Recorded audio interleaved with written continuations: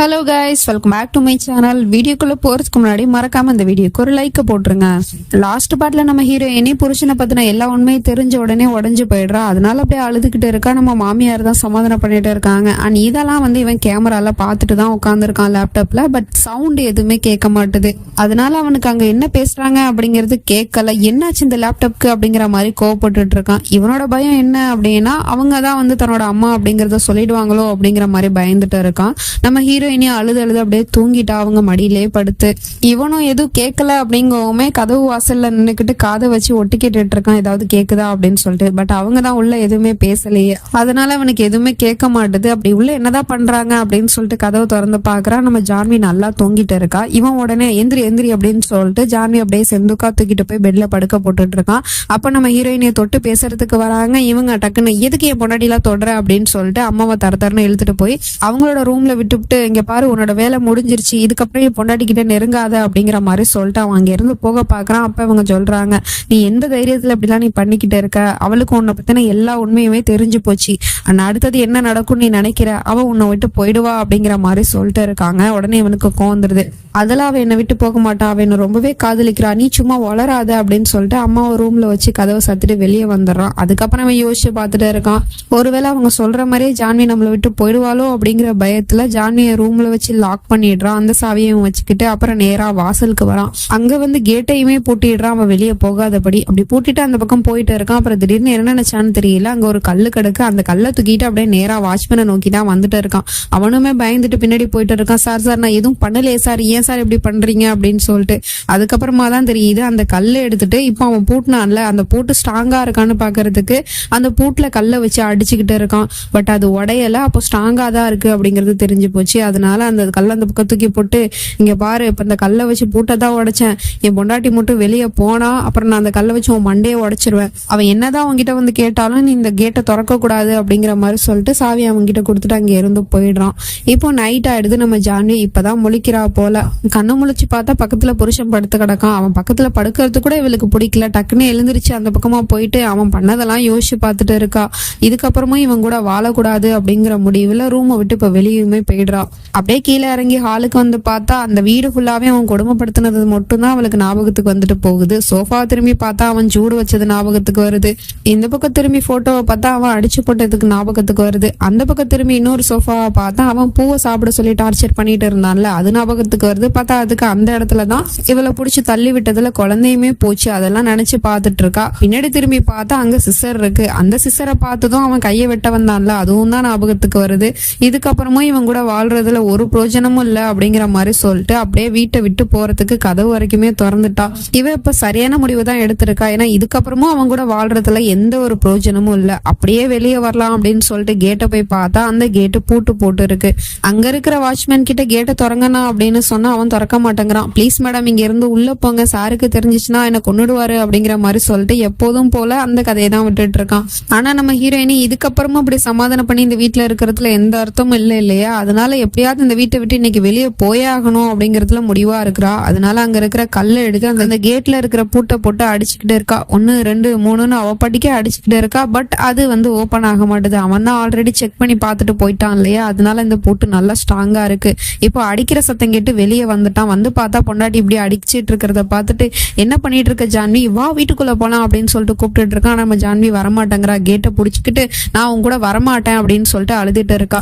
நீ இப்போ வர போறியா இல்லையா அப்படின்னு சொல்லிட்டு அவளை அப்படியே பிடிச்சி தரன்னு வீட்டுக்குள்ள இழுத்துட்டு போயிட்டு இருக்கான். ஆனா இவளுக்கு இவன் கூட சுத்தமா வாழ விருப்பம் இல்லை. என்னை விடுன்னு சொல்லிட்டு இருக்கா. ஆனா அவன் கேட்க மாட்டேங்கிறான். என்னை விடுடா, நான் அவன் கூட வாழ மாட்டேன் அப்படிங்கிற மாதிரி சொல்றான். அப்பவுமே அவன் கேட்க மாட்டேங்கிறான். என்ன பேசிட்டு இருக்க ஜான்வி அப்படின்னு சொல்லிட்டு அப்படியே அவளை இழுத்துக்கிட்டே ரூமுக்குள்ள போய் விட்டுட்டு, என்ன பேசிட்டு இருக்க ஜான்வி, என்னை விட்டு நீ போறேன்னு சொல்ற, உன்னை அப்படி என்னத்துல நான் குறை வச்சுட்டேன்? உன்னை நான் தங்கத்தட்டுல வச்சுதானே நான் தாங்குறேன். உன்னோட குடும்பத்துக்குலாம் நான் நல்லது பண்ணியிருக்கேன். உன்னோட 2 தங்கச்சிங்களுக்கும் பெஸ்ட் காலேஜ் பெஸ்ட் ஸ்கூலை கொடுத்துருக்கேன். உன்னோட அப்பா இருக்கிற வீட்டை இப்ப சொந்த வீடா மாத்தி கொடுத்துருக்கேன். இவ்வளவு பண்ண உன் புருஷனை விட்டு நீ போறியா? உனக்கு எப்படி ஜான்வி மனசு வந்துச்சு அப்படின்னு சொல்லிட்டு கொஞ்சம் கூட கூச்சமே இல்லாம பேசிட்டு இருக்கான். இதெல்லாம் கேட்கும் போது நமக்கே காண்டாதான் ஆகுது. ஜான்வியுமே எந்த பதிலுமே சொல்லாம அப்படியே கோவத்தோட அவனை பார்த்துட்டு இருக்கா. நீ ஏன் இப்ப போறங்கிற?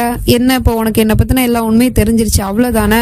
அது எல்லாமே நான் உனக்காக தானே பண்ணேன் அப்படின்னு வர சொல்லிக்கிட்டு இருக்கான். உன்னோட அப்பாவை அசிங்கப்படுத்தின அந்த காரணத்துக்காக தானே நீ என்னை விட்டு போறேன்னு சொல்ற. அதுவும் நான் உனக்காக தானே பண்ணேன். என் மேல உனக்கு ஒரு நம்பிக்கை வரணுங்கிறதுக்காக நான் அப்படி பண்ணேன்.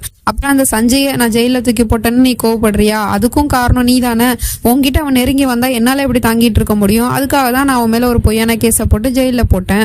அப்புறம் பாட்டியை மேல இருந்து கீழே தள்ளிவிட்டதும் அதுக்கும் காரணம் நீ தான். ஏன்னா அந்த பாட்டி என்ன பத்தின எல்லா உண்மையும் தெரிஞ்சுக்கிச்சு. அதை உன்கிட்ட சொன்னா என்ன பண்றது? அதனாலதான் நான் பாட்டியை மேல இருந்து கீழே தள்ளிவிட்டேன். எல்லாத்துக்கும் காரணம் நீ தான் ஜான்வி. நான் உனக்காக தான் இதெல்லாம் பண்ணேன். அப்புறம் கடைசியா என்னோட குழந்தையே நான் கொன்னுட்டேன். அதுக்கும் காரணம் நீ தான் அப்படிங்கிற மாதிரி சொல்லிட்டு மொத்த பழியுமே நம்ம ஹீரோயினி மேல போடுறான். இதெல்லாம் கேட்டு நம்ம ஹீரோயினி அப்படியே அதிர்ச்சியோட அவனை பார்த்துட்டு இருக்கா. ஏன் ஜான்வி நீ என்ன அப்படி பார்த்துட்டு இருக்க? நான் உண்மையை தான் சொல்றேன். இது எல்லாத்துக்குமே காரணம் நீ தான். அப்புறம் நீ உன்னோட புருஷனை விட்டு போறியா? நம்ம 2 பேருக்குள்ள என்ன அப்படி சாதாரணமான உறவா இருக்கு? 7 ஜென்மத்தோட உறவு இருக்கு. அப்படிப்பட்ட உறவை நீ அறுத்துட்டு போவியா? ஏன் ஜான்வி நீ இப்படி எல்லாம் பண்ணிட்டு இருக்க? நான் உன்னை காதலிக்கிறேன் ஜான்வி அப்படின்னு சொல்லிட்டு பக்கத்துல போறா. நம்ம ஹீரோயினை பிடிச்சி தள்ளி விட்டுறா. என் கிட்டையே வராத அப்படிங்கிற மாதிரி. ஜான்வி நான் உன்னை காதலிக்கிறேன், அதே மாதிரி நீயும் என்ன காதலிக்கிறதானே, சே லவ் மீ அப்படின்னு சொல்லிட்டு கேக்குறான். ஆனா அவ எதுவுமே சொல்ல மாட்டேங்கிற. அப்படியே கோவத்தோட பாத்துக்கிட்டு இருக்கா. வாயை திறந்து சொல்லு ஜான்வி, நான் உன்கிட்ட தான் கேட்டுட்டு இருக்கேன். நீ என்ன லவ் பண்றியா இல்லையா? சே லவ் மீ அப்படின்னு சொன்னாலும் அவ வாயை திறக்க மாட்டேங்கிறா. இப்ப நீ சொல்ல போறியா இல்லையா அப்படின்னு சொல்லிட்டு கண்ணத்தை கட்டி ஓங்கி அரைஞ்சிடறான். இந்த நிலைமையில கூட இவனுக்கு எவ்வளவு திமிரு பாருங்க. அப்பவும் நம்ம ஜான்வி நீ அடிச்சாலும் சரி என் வாயில இருந்து அந்த வார்த்தை வராது அப்படிங்கிற மாதிரியே அவன் அப்படியே முறைச்சு பாத்துக்கிட்டு இருக்கா. அப்பவும் அவன் சும்மா இருக்காம திரும்பவும் கையில வச்சிருக்க ஸ்டிக்கை வச்சு அடிக்கிறதுக்கு போறான். இப்ப நீ சொல்ல போறியா இல்லையா அப்படின்னு சொல்லிட்டு அப்பவும் அசராம அப்படியே பாத்துட்டு இருக்கா. கொஞ்சம் கூட நம்ம ஹீரோயினி கண்ணுல இப்ப பயம் தெரியல. முழுக்க முழுக்க இவன் மேல இருக்கிற கோவம் மட்டும் தான் தெரியுது. இப்போ அப்படி என்ன ஆயிடுச்சு அப்படின்னு நீ சொல்ல மாட்டேங்கிறச்சா அப்படின்னு சொல்லிட்டு அவன் இங்க இருந்து போயிடுறான். அவன் போனதுக்கு அப்புறமா தான் நம்ம ஹீரோயினி அவளோட பலவீனத்தையே காட்டுறான். மயங்கி அப்படியே விழுந்துடுறா. வெளியே இவன் யோசிச்சுட்டு இருக்கான். என்னது இது, எப்போதும் நம்ம மிரட்டணும் அப்படின்னா டக்குன்னு லவ் யூ சொல்லிடுவாளே, இப்ப வாயை திறந்து சொல்ல மாட்றா. அப்படின்னா அவ என்ன காதலிக்கலையா அப்படிங்கிற மாதிரி பேசிட்டு இருக்கான். இல்ல இல்ல இல்ல, நான் அப்படிலாம் யோசிக்க கூடாது. அவ என்ன ரொம்பவே காதலிக்கிறா. அது எப்படி காதலிக்காம இருப்பா? நான் அவளை காதலிக்கிறேங்கும் போது அவளும் என்ன பதிலுக்கு காதலிச்சுதானே ஆகணும். அவளாம் அப்படி பண்ண மாட்டா. ஆனா இன்னைக்கு ஏன் அவ லவ் யூ சொல்லல? அப்புறம் அவ கண்ணுல கொஞ்சம் கூட பயம் தெரியவே இல்லையா? அப்படின்னா இந்த விராஜ் டோப்ரால் மேல இருந்து அந்த பயம் போயிடுச்சா? இது நல்லதுக்கே இல்லை. இப்பவே நம்ம ஏதாவது பண்ணி ஆகணும், இல்லைன்னா நம்மளை விட்டு அவ நிரந்தரமா போயிடுவா அப்படிங்கிற மாதிரி யோசிச்சுட்டு இருக்கான். அதே சமயம் நம்ம ஹீரோயினி இப்ப கண்ணை முழிச்சுட்டு இதுக்கப்புறமா நம்ம இங்க இருக்கிறதுல எந்த அர்த்தமும் கிடையாது ஜான்வி, நீ இப்படி உடஞ்சு போய் உட்கார கூடாது, நீ இங்க இருந்து கிளம்பிடு அப்படின்னு சொல்லிட்டு அவளுக்குள்ளே பேசிக்கிட்டு ஒரு தைரியத்தை வரவழைச்சிட்டு அப்படியே டோர் ஓபன் பண்ண போறா. அங்க போய் பார்த்தா அவன் டோரை லாக் பண்ணி வச்சுட்டு போயிட்டான் போல. இவளும் ரொம்ப நேரமா கதவை தட்டிட்டே இருக்கா. பட் அவன் திறக்க மாட்டாங்கிறான். இந்த மாதிரி நிலைமை யாருக்கும் வந்துடக்கூடாது. இப்ப அவளுக்கு இங்க இருக்கிறதுல எந்த ஒரு பிரயோஜனமும் கிடையாது. இந்த வீடு இப்ப நரகம் மாதிரிதான் தெரியும். இங்க இருந்து போலாம் அப்படின்னு சொல்லிட்டு பார்த்தா அதுக்கும் வழி இல்லாம நம்ம ஹீரோயினி இப்படி அடைப்பட்டு கிடக்குறா. அவனும் நேரா அம்மா கிட்ட போய் அவங்க மடியில படுத்துக்கிட்டு அழுது சீனை போட்டு டிராமா பண்ணிட்டு இருக்கான். ஜான்வி என்னை விட்டு போறேன்னு சொல்றாமா. அவ என்னை விட்டு போயிட்டா நான் எப்படிமா வாழுவேன்? நான் வாழ்றதே அவளுக்காகதாமா.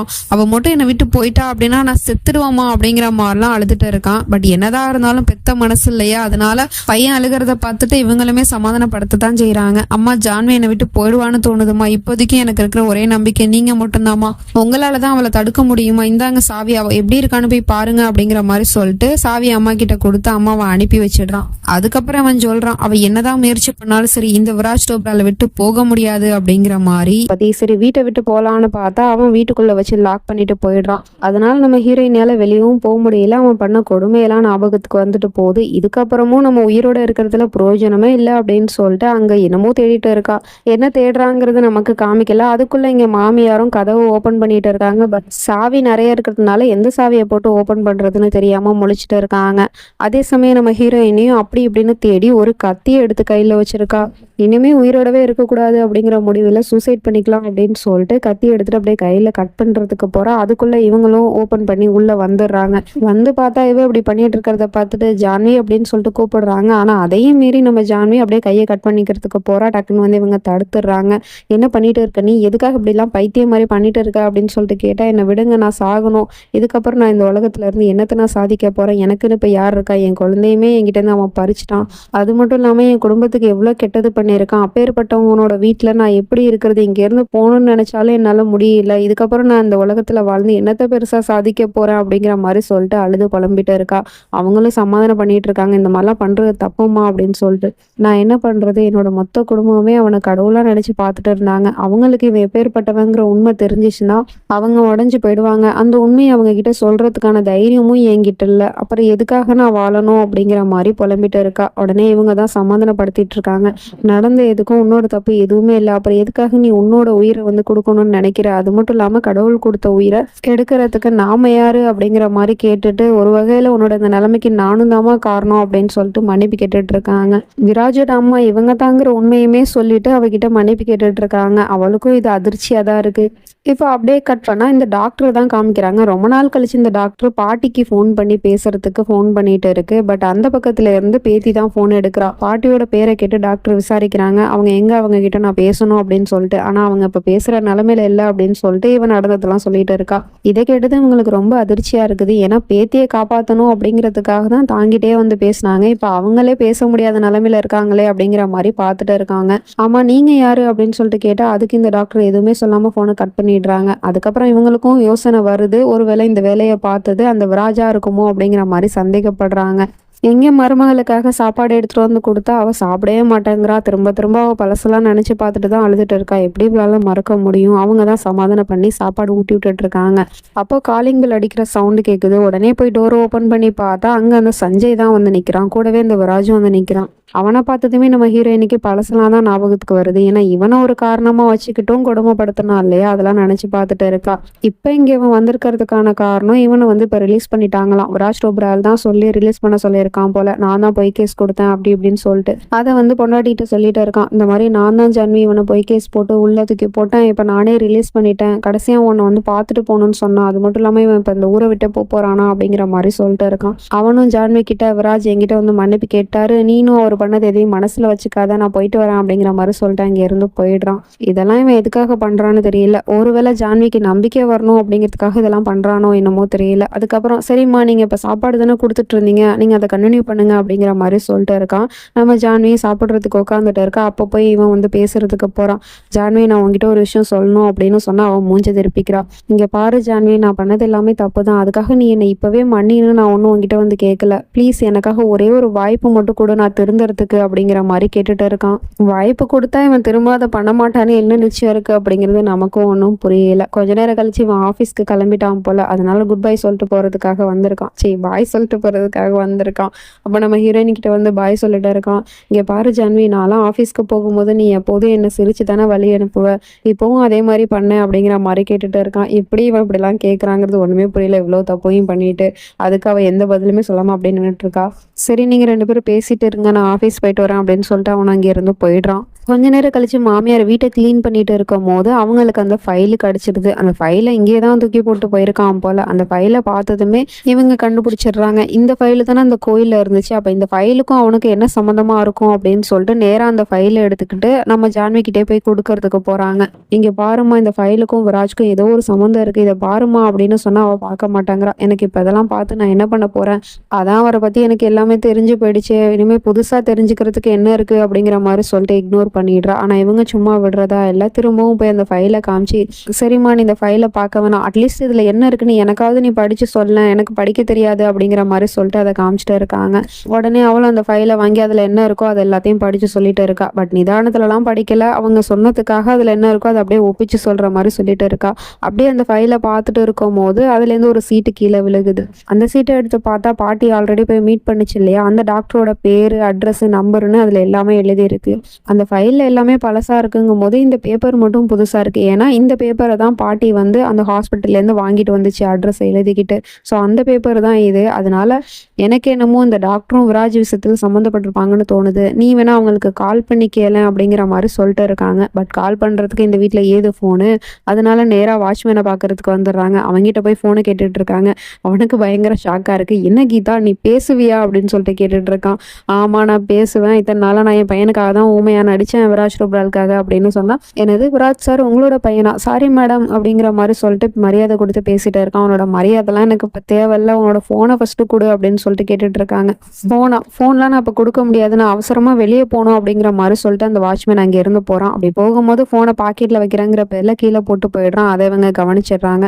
அதுக்கப்புறம் அந்த ஃபோனை எடுத்துட்டு அவங்க அங்க இருந்து போயிடுறாங்க. அந்த வாட்ச்மேனும் தெரியாம ஒன்னும் ஃபோனை கீழே போட்டு போல, தெரிஞ்சேதான் போட்டு போயிருக்கான். டேரக்டா டைரக்டா உதவி செஞ்சா இவன் மாட்டிப்பான் இல்லையா, அதனாலதான் இப்படி மறைமுகமா உதவி செய்யறான். அந்த கடவுள் தான் அந்த விராஜ் கிட்ட இருந்து என்ன காப்பாத்தணும் அப்படிங்கிற மாதிரி வர சொல்லிட்டு இருக்கான். இங்க இந்த பையன் ஆபீஸ்ல ஒர்க் பண்ணிட்டு இருக்கும் போது அங்க பியூன் வரான். அவன் வந்து காஃபி ரெடி பண்ணி கொடுக்கறதுக்காக பாலை ஊத்திக்கிட்டு இருக்கான். அப்படி ஊத்திட்டு இருக்கும் போது தெரியாம பால் கீழே ஊத்திருது. இவனுக்கு தான் இந்த ஓசிடி ப்ராப்ளம் இருக்கு இல்லையா, அதனால அதை பார்த்ததுமே எப்போதும் கோவம் தான் படுவான். பட் இந்த தடவை வித்தியாசமா கோவப்படாம இட்ஸ் ஓகே பரவாயில்ல அதை தொட அப்படின்னு சொல்லிட்டு இருக்கான். அந்த பியூன் உடனே பயந்துக்கிட்டே சாரி சார் அப்படின்னு சொல்லிட்டு தொடச்சிட்டு இருக்கான். அவனும் பிரச்சனை இல்லை தொட அப்படின்னு சொன்னதும் அவனும் தொடச்சிட்டு அங்கிருந்து போனா.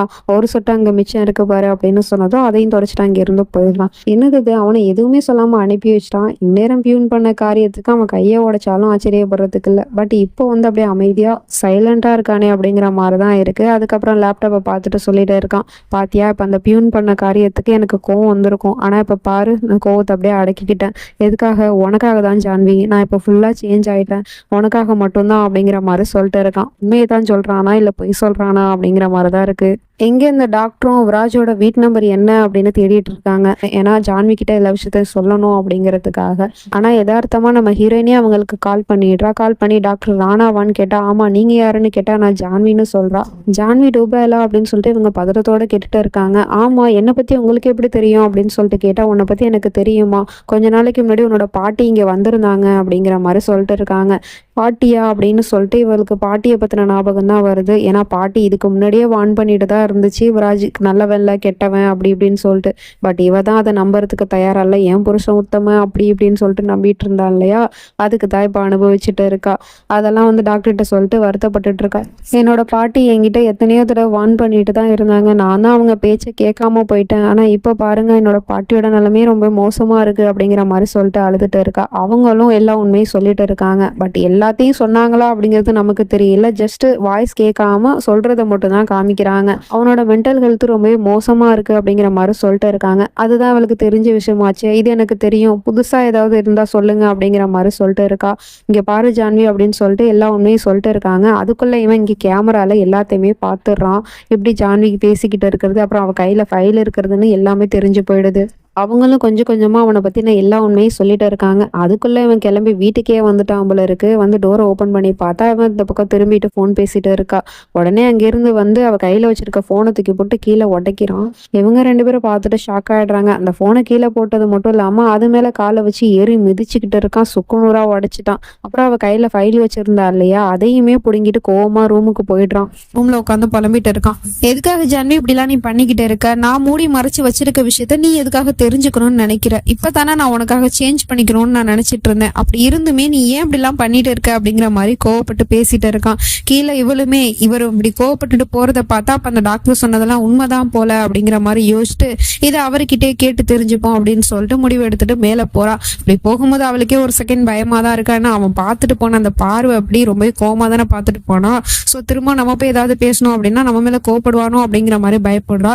பட் இப்பதான் அவன்கிட்ட அப்படி பயந்துட்டு இருக்கிறதுல எந்த யூஸுமே இல்லை அப்படிங்கிறது தெரிஞ்சு போச்சு இல்லையா, அதனால தைரியத்தை வரவழைச்சுக்கிட்டு அவனோட ரூமை நோக்கி போயிட்டு இருக்கா. நம்ம மாமியாருமே வந்து தடுக்கிறாங்க, வேணாமா இந்த நேரத்துல போய் அவன்கிட்ட பேசுறது நல்லது இல்லை அப்படின்னு. ஆனா இவ கேட்க மாட்டேங்கிறா. நீங்க உள்ள வராதீங்க, நான் போய் பேசிதான் ஆகுவேன் அப்படிங்கிற மாதிரி சொல்லிட்டு உள்ள போறா. போய் பார்த்தா அவன் கோவமா தான் உட்காந்துருக்கான். நம்ம ஜானியுமே அவன்கிட்ட போய் இங்க பாருங்க விராஜ், நான் உங்ககிட்ட ஒரு விஷயம் கேட்கணும் அப்படின்னு சொல்லிட்டு கேட்க ஆரம்பிக்கிறா.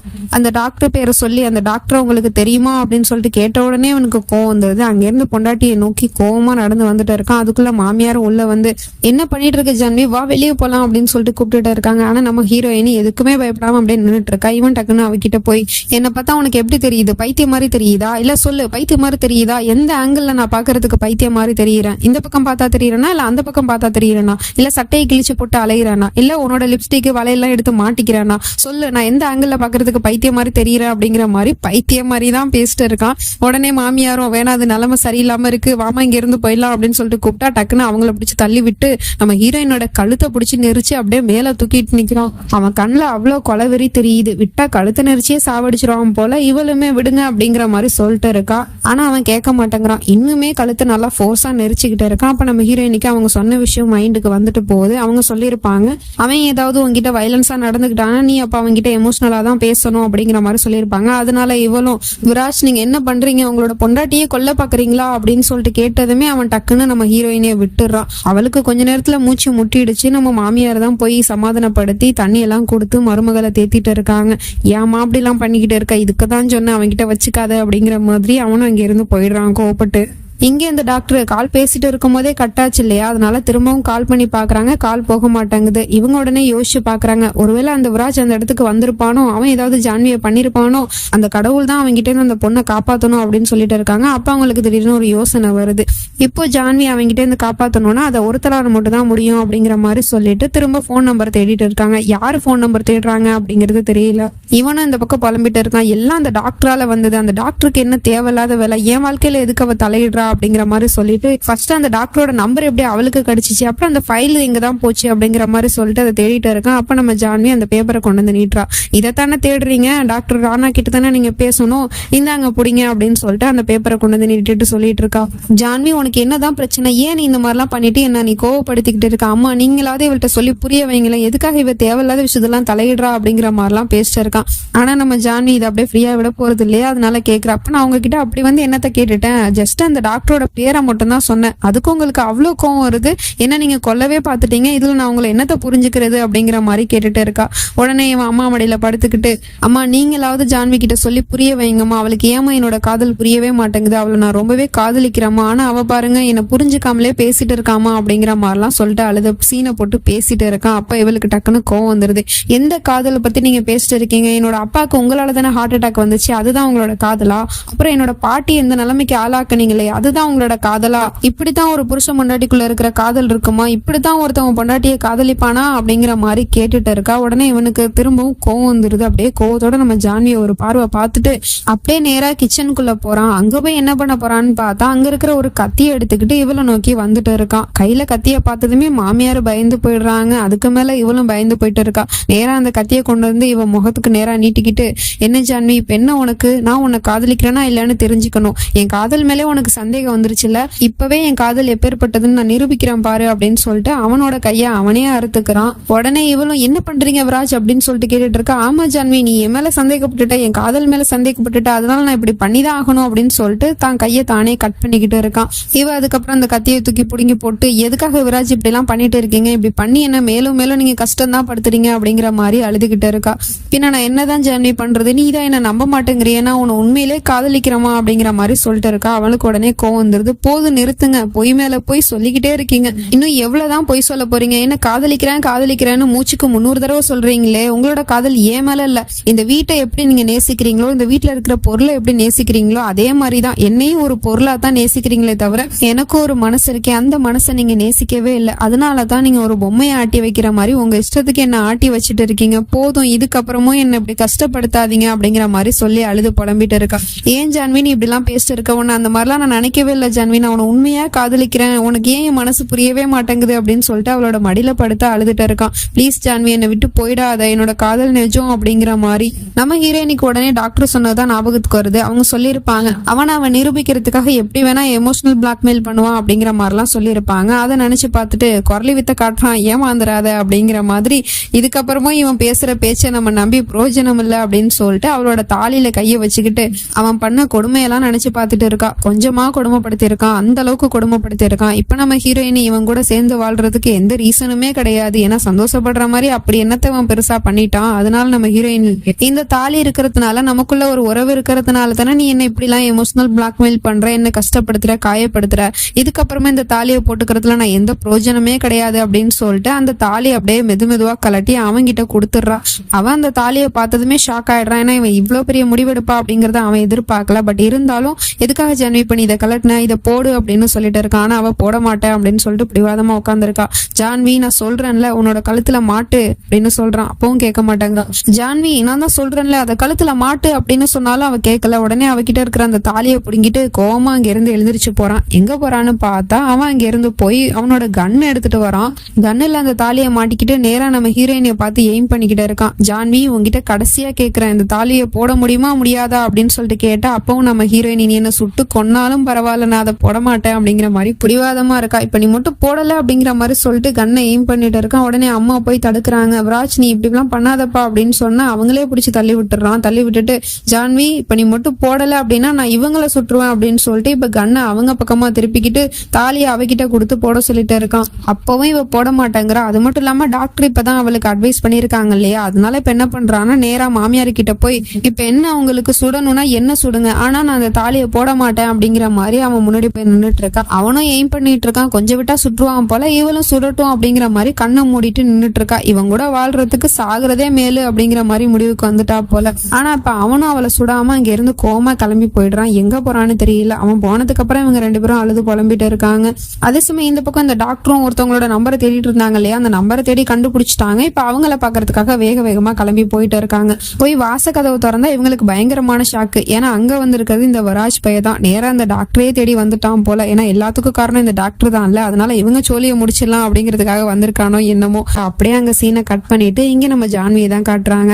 அவ அந்த உடஞ்சு போன போனை சரி பண்ணிட்டு இருக்கா. எப்படியாவது டாக்டர் கிட்ட பேசணும், அவங்க கிட்ட பேசினாதான் என்ன ஏதுன்னு தெரிஞ்சுக்க முடியும் அப்படிங்கிற மாதிரி சரி பண்ணிட்டு உட்காந்துருக்கா. அப்ப கரெக்டா அவன் என்ட்ரி கொடுக்குறான். அவனோட ஃபேவரட் சாங்க பாடிக்கிட்டே வந்து ஜான்வி கிட்ட சொல்றான், நீ இந்த விராஜை பத்தி என்ன நினைச்சிட்டு இருக்க, நீ எப்ப பார்த்தாலும் உன்னோட புருஷனை தப்பா தானே நினைச்சிட்டு இருப்ப, பட் உன்னை பத்தி நான் இன்ச் பை இன்ச் நல்லா புரிஞ்சு வச்சிட்டு இருக்கேன். இப்ப நீ என்ன நினைக்கிற அப்படிங்கிறது கூட எனக்கு தெரியும் அப்படின்னு சொல்லிட்டு டாக்டரை வீட்டுக்கு அழைச்சிட்டு வந்திருப்பான் போல. அவங்கள உள்ள வர சொல்றான். அவங்கள பார்த்தா நம்ம ஹீரோயினுக்கு யாரு என்ன அப்படிங்கிற எந்த விவரமுமே தெரியல. ஏதோ புதுசா ஒரு பொம்பளைய கூட்டிட்டு வந்திருக்கான் அப்படிங்கிற மாதிரி பார்த்துட்டு இருக்கா. அப்பதான் இவன் இன்ட்ரடியூஸ் பண்ணி வைக்கிறான். இவங்க தான் டாக்டர் ராணா, நீ இவங்க கிட்ட தான் நான் பேசணும்னு இப்ப நீ ட்ரை பண்ணிட்டு இருந்த, அவங்கள நான் இப்ப நேரா வீட்டுக்கே கூட்டிட்டு வந்துட்டேன், உனக்கு என்ன பேசணுமோ அவங்க கிட்ட நீ பேசு அப்படிங்கிற மாதிரி சொல்லிட்டு கூலா அப்படியே மாடிக்கு ஏறி போயிட்டு இருக்கான்.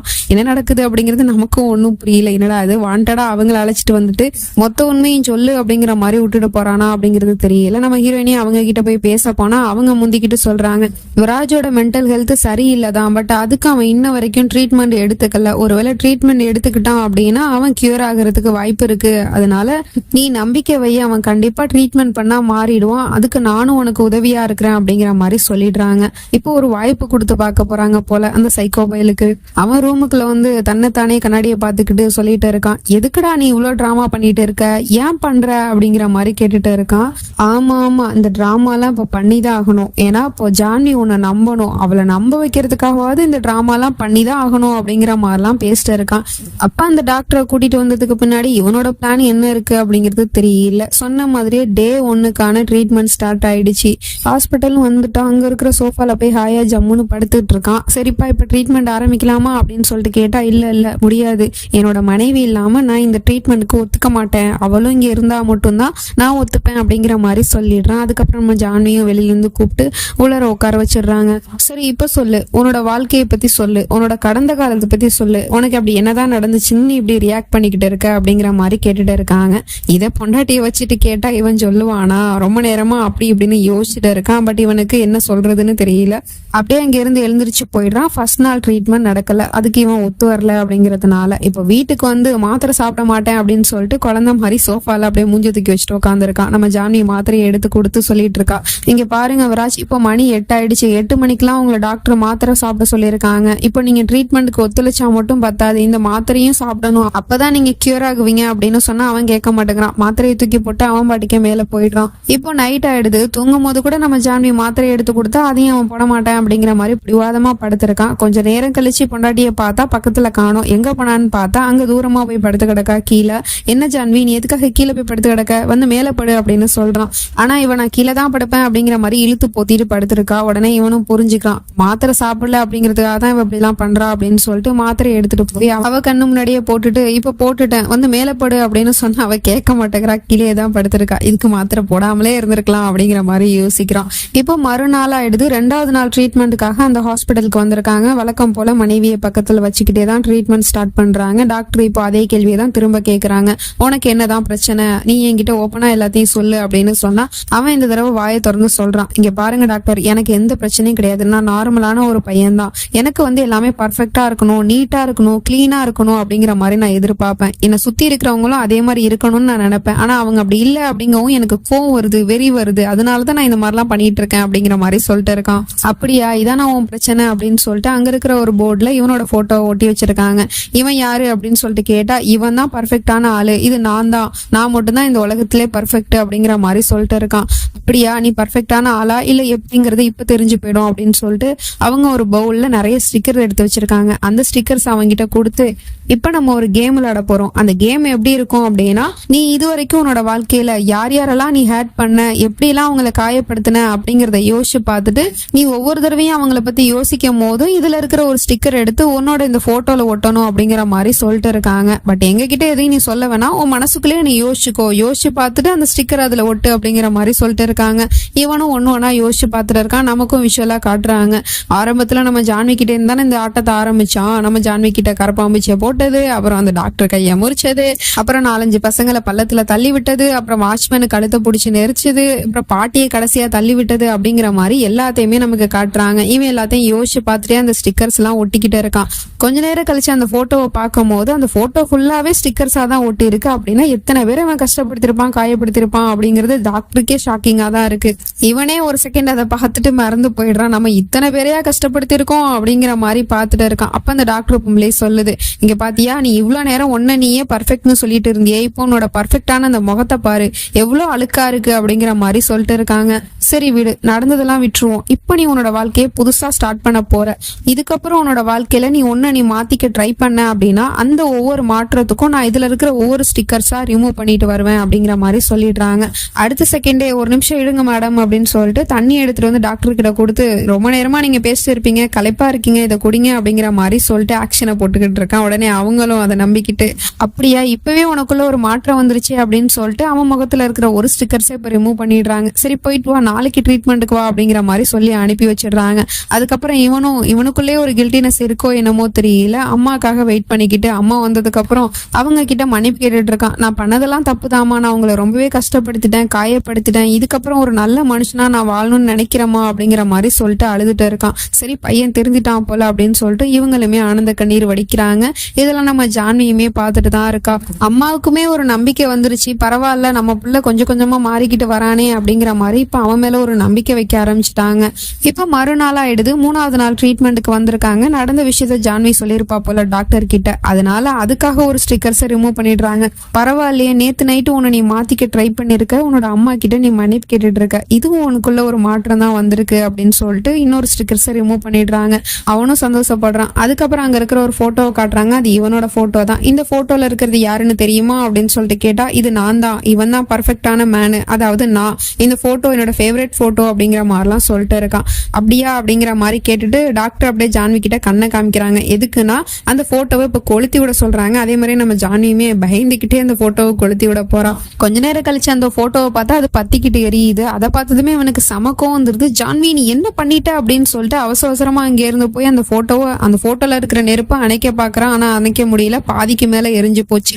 ஜான்வி நீ எதுக்காக இப்படி பண்ண, என்னோட ஃபேவரட் போட்டோவை நீ எரிச்சிட்டியா, உன்னை சும்மா விட மாட்டேன் அப்படின்னு சொல்லிட்டு திரும்பவும் அவளோட கழுத்தை பிடிச்சி நெரிச்சுக்கிட்டு இருக்கான். மேல தூக்கிட்டான். உடனே டாக்டருக்குமே கோவம் வந்துருது. இவன் இன்னும் திருந்தல அப்படிங்கிற மாதிரி பார்த்துட்டு, நீ இப்ப என்ன பண்ணிட்டு இருக்க விராஜ், இப்பதானே நான் உங்ககிட்ட சொல்லிட்டு இருந்தேன் உனக்குள்ள சின்ன சின்ன மாற்றம் வந்திருக்கு அப்படின்னா, ஆனா நீ ஜஸ்ட் ஒரு போட்டோ எரிஞ்சதுனால இப்போ உன்னோட மனைவியை நீ காயப்படுத்துறிய, அதுவும் இந்த போட்டோக்காக. இந்த போட்டோ போச்சுன்னா என்ன, வேற காப்பி எடுத்துக்கலாம், ஆனா உன்னோட மனைவியோட உயிர் போயிடுச்சுன்னா திரும்ப வருமா அப்படிங்கிற மாதிரி கேட்டுட்டு இருக்காங்க. அதுக்கப்புறமா தான் இவன் யோசிக்கிறான். நம்ம ஜான்வியை விட்டுட்டு இவன் இதுக்கு முன்னாடி பண்ண கொடுமையெல்லாம் நினைச்சு பார்த்துட்டு இருக்கான். நம்ம ஜான்விக்கு எவ்வளவோ பண்ணியிருக்கான் இல்லையா, அதுவும் இந்த மாதிரி சின்ன சின்ன விஷயத்துக்குலாம் கோவப்பட்டு தான் நிறைய கொடுமை பண்ணியிருக்கான். அது எல்லாத்தையும் யோசிச்சு பார்த்துட்டு இருக்கான். பட் இருந்தாலும் பொண்டாட்டி மேல கோவம் தான் இருக்கு. அதனால அங்கிருந்து கோவப்பட்டுட்டு போயிடுறான். இப்போ நைட் ஆயிடுது. இவன் என்னன்னா ரூம்ல இருக்கிற லைட் எல்லாம் ஆஃப் பண்ணி போட்டுவிட்டு நம்ம ஜான்வியோட போட்டோவே வரைக்க பார்த்துக்கிட்டு யோசிச்சுட்டு உட்காந்துருக்கான். என்னத்த யோசிக்கிறான் அப்படிங்கிறது தெரியல. அப்ப நம்ம ஜான்வியுமே அங்க வந்து நின்றுட்டு இருக்கா. மாத்திரை கொடுக்கறதுக்காக வந்திருக்கா போல. அவளை பார்த்ததுமே இவன் சொல்றான், இப்பதான் ஜான்வி எனக்கு ஒவ்வொரு விஷயமா நான் யோசிச்சு பார்க்கும்போது புரியுது, நான் உன்னை சின்ன சின்ன விஷயத்துக்குலாம் எவ்வளவு கஷ்டப்படுத்திருக்கேன், காயப்படுத்திருக்கேன், ஆனா நீ எல்லாத்தையுமே தாங்கிக்கிட்டு என் கூட வாழ்ந்துட்டு தானே இருந்த. அப்படி இருந்துமே நான் உன்னை காயப்படுத்திருக்கனே, கஷ்டப்படுத்திருக்கனே, தப்பெல்லாம் ஏன் மேலதான், நான் தான் தப்பு பண்ணிட்டேன் அப்படிங்கிற மாதிரி வருத்தப்பட்டு பேசிட்டு இருக்கான். அது மட்டும் இல்லாம நான் பண்ண தப்புனாலதான் என்னோட பையனுமே என்னை விட்டு போயிட்டான். இப்படி நான் ஏதாவது ஒரு தப்பு பண்ணி நாளைக்கு உன்னோட உயிருக்கு ஏதாவது ஒரு ஆபத்து வந்துச்சுன்னா என்ன பண்றது ஜான்வி, நீ எடுத்த முடிவு கரெக்ட் தான், நீ என்னை விட்டு போகணும்னு தான் நீ நினைச்ச, தயவு செய்து போயிடு ஜான்வி, நீ என் கூட இருக்காத, நீ என் கூட இருந்த அப்படின்னா உனக்கு என்னாலே ஏதாவது ஒரு ஆபத்து வருமோன்னு எனக்கு பயமா இருக்கு ஜான்வி, ப்ளீஸ் ஜான்வி நீ என்னை விட்டு போயிடு, உனக்குன்னு ஒரு வாழ்க்கை இருக்கு, அந்த வாழ்க்கையை நீ சுதந்திரமா வாழலாம், இதுக்கப்புறமும் நான் உன்னை தொல்லை பண்ண மாட்டேன் ஜான்வி, என்னை விட்டு நீ போயிடு அப்படிங்கிற மாதிரி ரொம்பவே அழுது ஃபீல் பண்ணி பேசிட்டு இருக்கான். இவன் எப்படிலாம் பேசுறத கேட்டா நமக்கே ஒரு செகண்ட் கஷ்டமா தான் இருக்கு. நம்ம ஜான்வியுமே இவன் அப்படி பேசுறத பார்த்துட்டு அப்படியே கண் கலங்கிடுறா. உண்மையிலே நான் காண்றது கனவா நிஜமா அப்படிங்கிற மாதிரி பார்த்துட்டு இருக்கா. இது வரைக்குமே இவன் பண்ண தப்புக்கெல்லாம் சாரி கேட்டிருக்கான், பட் ஃபீல் பண்ணி கேட்டது இல்ல. இப்போ ரொம்பவே ஃபீல் பண்ணி பேசுறான். அதுவும் நம்ம ஹீரோயினோட நிலைமையில இருந்து இப்ப யோசிச்சு பார்த்து பேசுறான். நம்ம ஹீரோயினுமே அந்த ரூம் விட்டு வெளியே வந்துடுறா. வெளியே வந்து ஹாலுக்கு பார்த்தா இது வரைக்கும் அவன் பண்ண கொடுமையெல்லாம் தான் நினைச்சு பார்த்துட்டு இருக்கா. ஒன்னு இல்ல ரெண்டு இல்ல, நிறையவே கொடுமைப்படுத்தி இருக்கான். அந்த வீடு ஃபுல்லாவே சந்தோஷத்தை விட அலறல் சத்தம் மட்டும் தான் அதிகமா கேட்டுக்கிட்டு இருக்கு. அதனால இதுக்கப்புறமும் இங்க இருக்கக்கூடாது, அவனே சொன்னதுக்கு அப்புறம் நம்ம எதுக்கு இந்த வீட்டுல இருக்கணும் அப்படின்னு சொல்லிட்டு கதவை திறந்து வெளியே வந்துடுறா. அப்படியே கேட்டு வரைக்குமே வந்துட்டா. சரி கேட்டை பூட்டி வச்சிருப்பானோ அப்படின்னு சொல்லிட்டு பார்த்தா அந்த வாட்ச்மேனும் கேட்டை ஓபன் பண்ணி விட்டுறாரு. நீ எங்கேயாவது போய் நல்லா இருமா அப்படின்னு சொல்லிட்டு அனுப்பி வைக்கிறாரு. அவருக்கும் நன்றி சொல்லிட்டு அந்த வீட்டை விட்டு வெளியே வந்துடுறா. அப்படியே ரோட்ல நடந்து வந்துட்டு இருக்கும் போது அவ எடுத்து வைக்கிற ஒவ்வொரு அடியுமே அவன் பண்ண கொடுமையிலேருந்து விலகி வர்ற மாதிரி தான் நமக்கு காமிக்கிறாங்க. இதுக்கப்புறமா அவன் கூட வாழக்கூடாது, அவனே சொன்னதுக்கு அப்புறம் நம்ம எதுக்காக அந்த வீட்டுல இருக்கணும் அப்படின்னு சொல்லிட்டு நடந்து வெளியே வந்துட்டு இருக்கா. அப்படி வரும்போது ஒண்ணு ஒண்ணா யோசிச்சு பார்த்துட்டு இருக்கா. ஆரம்பத்திலேயே அவன் எவ்வளவோ கொடுமைப்படுத்தி இருக்கான் இல்லையா, அது எல்லாத்தையும் நினைச்சு பார்த்துட்டு தப்பிச்சா போதுண்டா சாமி அப்படிங்கிற மாதிரி ஓடி வந்துட்டு இருக்கா. அவளோட குடும்பத்தை பத்தியுமே யோசிச்சு பார்த்துட்டு வந்துட்டு இருக்கா. இனிமே நம்மளோட குடும்பத்தை போய் பார்க்க போறோம், அவங்க கூட நம்ம இருக்க போறோம், நமக்குன்னு ஒரு வாழ்க்கையை வாழ போறோம் அப்படிங்கிற மாதிரியே வந்துட்டு இருக்கா. அப்ப பின்னாடி ஒரு குரல் கேக்குது, ஐ லவ் யூ ஜான்வி அப்படின்னு சொல்லிட்டு. உடனே பின்னாடி திரும்பி பாக்குற, அங்க யாருமே இல்லை. நம்ம விராஜோட காதல் தான் அது. இவ்வளவு நேரமா அவன் பண்ண கொடுமையெல்லாம் நினைச்சு பார்த்துட்டு தானே வீட்டை விட்டு போகணுங்கிற முடிவுக்கு வந்தா. இப்ப அவன் பண்ண நல்ல விஷயமும் கண்ணுக்கு முன்னாடி வந்துட்டு போகுது. அதாவது இந்த இடைப்பட்ட 3 நாளுக்குள்ள அவன் எவ்வளவோ சேஞ்ச் ஆயிருக்கான்ல, அதனால அதை பத்தி யோசிச்சு பார்த்துட்டு அதுக்கு மேல அவளால ஒரு அடி கூட எடுத்து வைக்க முடியல. இப்ப விராஜை பத்தி யோசிக்க ஆரம்பிச்சிட்டா. நம்ம பண்றது சரியா தப்பா, அவர் பண்ண கொடுமையெல்லாம் நினைச்சு பார்த்துட்டு தானே நம்ம வீட்டை விட்டு வெளியே வந்தோம், அவர் கூட வாழக்கூடாது அப்படிங்கிற முடிவை எடுத்துட்டு. ஆனா இப்ப அவர் கொஞ்சம் கொஞ்சமா மாறி இருக்காரு. இந்த நிலைமையில அவரை நான் அப்படி தனியா விட்டுட்டு போறது சரியா தப்பா அப்படிங்கிற மாதிரி யோசிச்சுட்டு திரும்பவும் வீட்டுக்குள்ளேயே போயிடுறா. இன்னைக்கு இவ எடுத்த முடிவுனால பின்னாடி ரொம்பவே கஷ்டப்பட போறா. அது தெரியாம திரும்பவும் அவன் மேல நம்பிக்கை வச்சுட்டு வீட்டுக்கு போய் பாக்குறான். அவன் அங்க அழுதுட்டு உட்காந்துருக்கான். அவன்கிட்ட போய் ரொம்பவே சந்தோஷமா நான் வந்துட்டு விராஜ் அப்படிங்கிற மாதிரி சொன்னதுமே அவனால அது நம்ப முடியல. என்ன சொல்ற ஜான்வி, நீ வந்துட்டியா, இல்ல நான் கனவு காண்றேனா அப்படிங்கிற மாதிரி யோசிச்சுட்டு இருக்கான். இல்லங்க, நான் உண்மையிலே தான் உங்ககிட்ட வந்துட்டேன், இனிமே நான் உங்களை விட்டு எங்கேயுமே போக மாட்டேங்க அப்படிங்கிற மாதிரி சொல்லிட்டு இருக்கா. உடனே அவனும் கட்டி பிடிச்சிட்டு அழுதுட்டு இருக்கான். என்னை விட்டு நீ போக மாட்டேல்ல ஜான்வி அப்படின்னு சொல்லிட்டு. ஆமாங்க, நான் உங்களை விட்டு எங்கேயுமே போக மாட்டேன். இப்ப நான் போகணும்னு நினைச்சேன், அது ரொம்பவே தப்பு. ஏன்னா நான் உங்க மேல வச்சிருக்க காதல் உண்மை. அந்த காதலை நினைச்சு பார்த்துட்டு தான் நான் திரும்ப உங்ககிட்ட வந்திருக்கேன். அதுவும் நீங்க இப்போ ரொம்பவே சேஞ்ச் ஆயிருக்கீங்க, எனக்காக நீங்க மாறணும்னு முயற்சி பண்ணிருக்கீங்க. இந்த மாதிரி நேரத்துல நான் உங்களை விட்டுட்டு போறது ரொம்பவே தப்புங்க. அப்படி நான் ஒருவேளை உங்களை விட்டுட்டு போயிட்டேன் அப்படின்னா என்னோட காதலே பொய்யாயிடும், இதுக்கப்புறம் நான் உங்களை விட்டு எங்கேயுமே போக மாட்டேன் அப்படிங்கிற மாதிரி அவனுக்கு வாக்கெல்லாம் கொடுத்துக்கிட்டு இருக்கா. அவனுக்கும் அது ரொம்ப சந்தோஷமா இருக்கு. அந்த சந்தோஷத்துல அவளோட மடியில படுத்தே தூங்கிட்டு இருக்கான். அம்மாவும் பார்த்துட்டு அவங்களும் சந்தோஷப்படுறாங்க. இப்போ மறுநாள் ஆயிடுது. நடந்த விஷயத்த டாக்டர் கிட்ட வந்து சொல்லிட்டு இருக்கா. இதுக்கப்புறம் நான் விராஜ்க்கு துணையா இருக்க போறேன், அவங்களோட ட்ரீட்மெண்டோட சேர்த்து நானும் அவர் கூடவே இருந்து அவரை மாத்துறதுக்கு முயற்சி பண்ணுவேன் அப்படிங்கிற மாதிரி சொல்லிட்டு இருக்கா.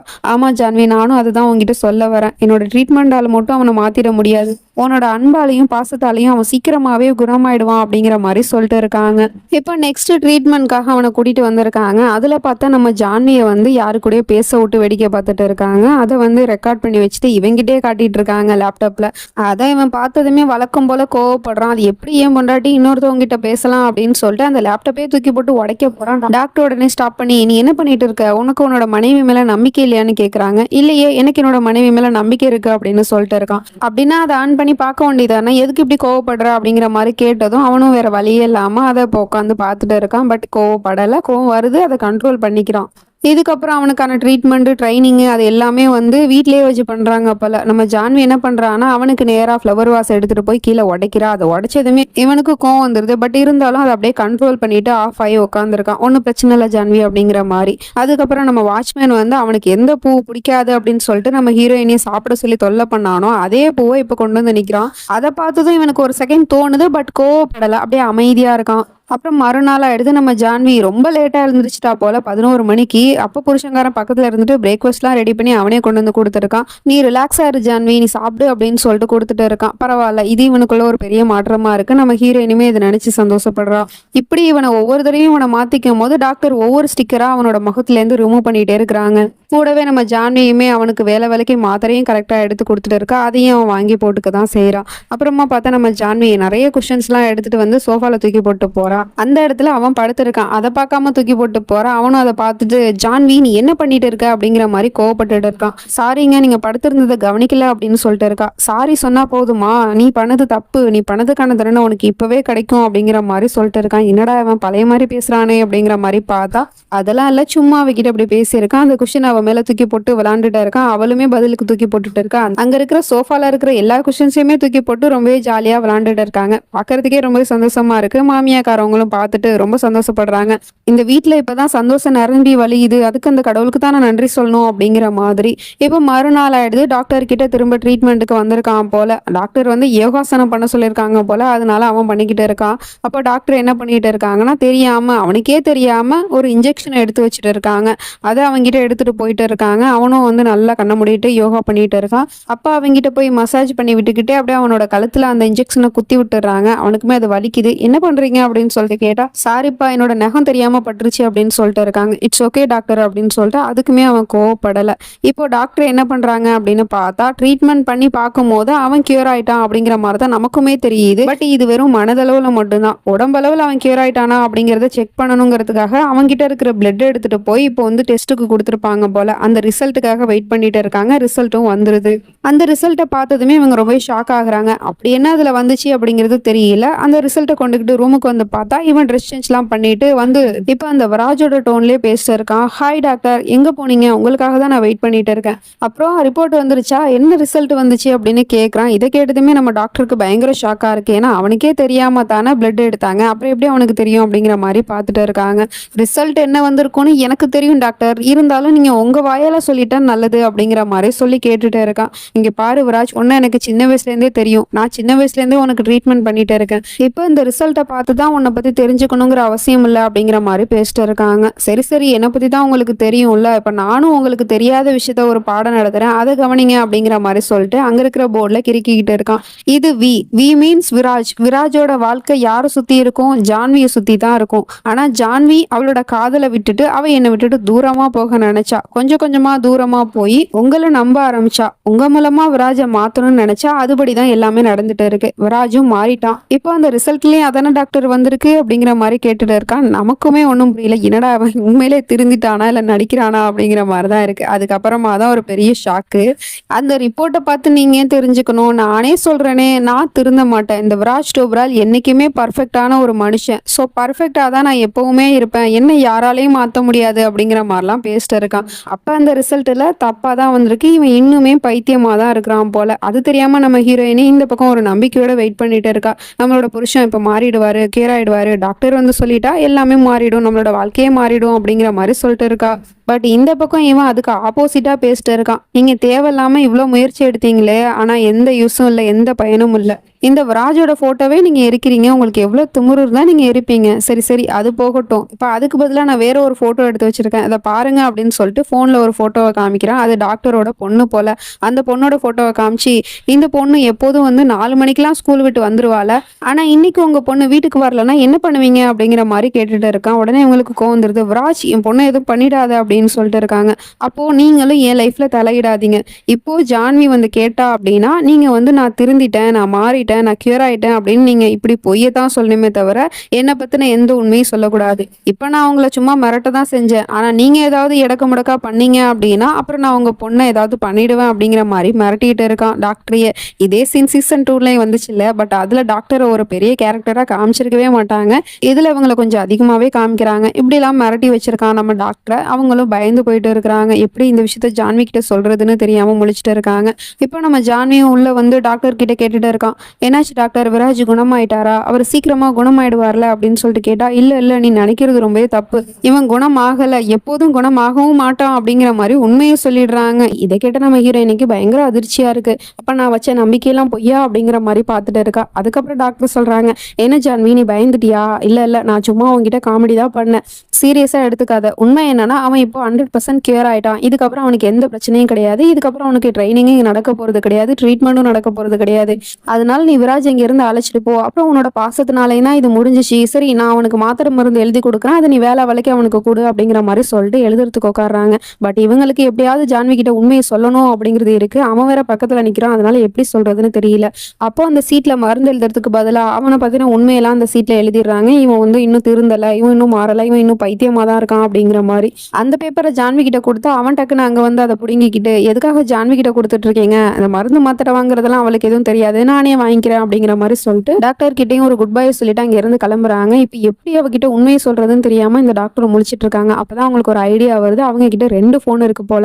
அந்த 2 போனையும் கையில எடுத்துக்கிட்டு, வாங்கல நான் உங்களை கார் வரைக்கும் டிராப் பண்ணிட்டு வரேன் அப்படிங்கிற மாதிரி சொன்னதும் அங்க போய் நம்ம ஜான்வியை ஃபர்ஸ்ட் உட்கார வச்சிடறான். அதுக்கப்புறம் இவன் சுத்தி வந்து ஏறுறதுக்குள்ள அவங்க கையில வச்சிருக்க போனை ஹீரோயின் மடியில தூக்கி போட்டுறாங்க. டாக்டர் உங்க போனு அப்படின்னு சொல்ல வரா, வாய மூடு அப்படிங்கிற மாதிரி சொல்லிட்டு கண்ணை காமிச்சிட்டு ஏதோ பேசுறாங்க. இந்த மாதிரி எதுவும் காட்டிக்காத அப்படிங்கிற மாதிரி சொன்னதும் அவளை அந்த போனை வந்து மறைச்சு வச்சுக்கிறா.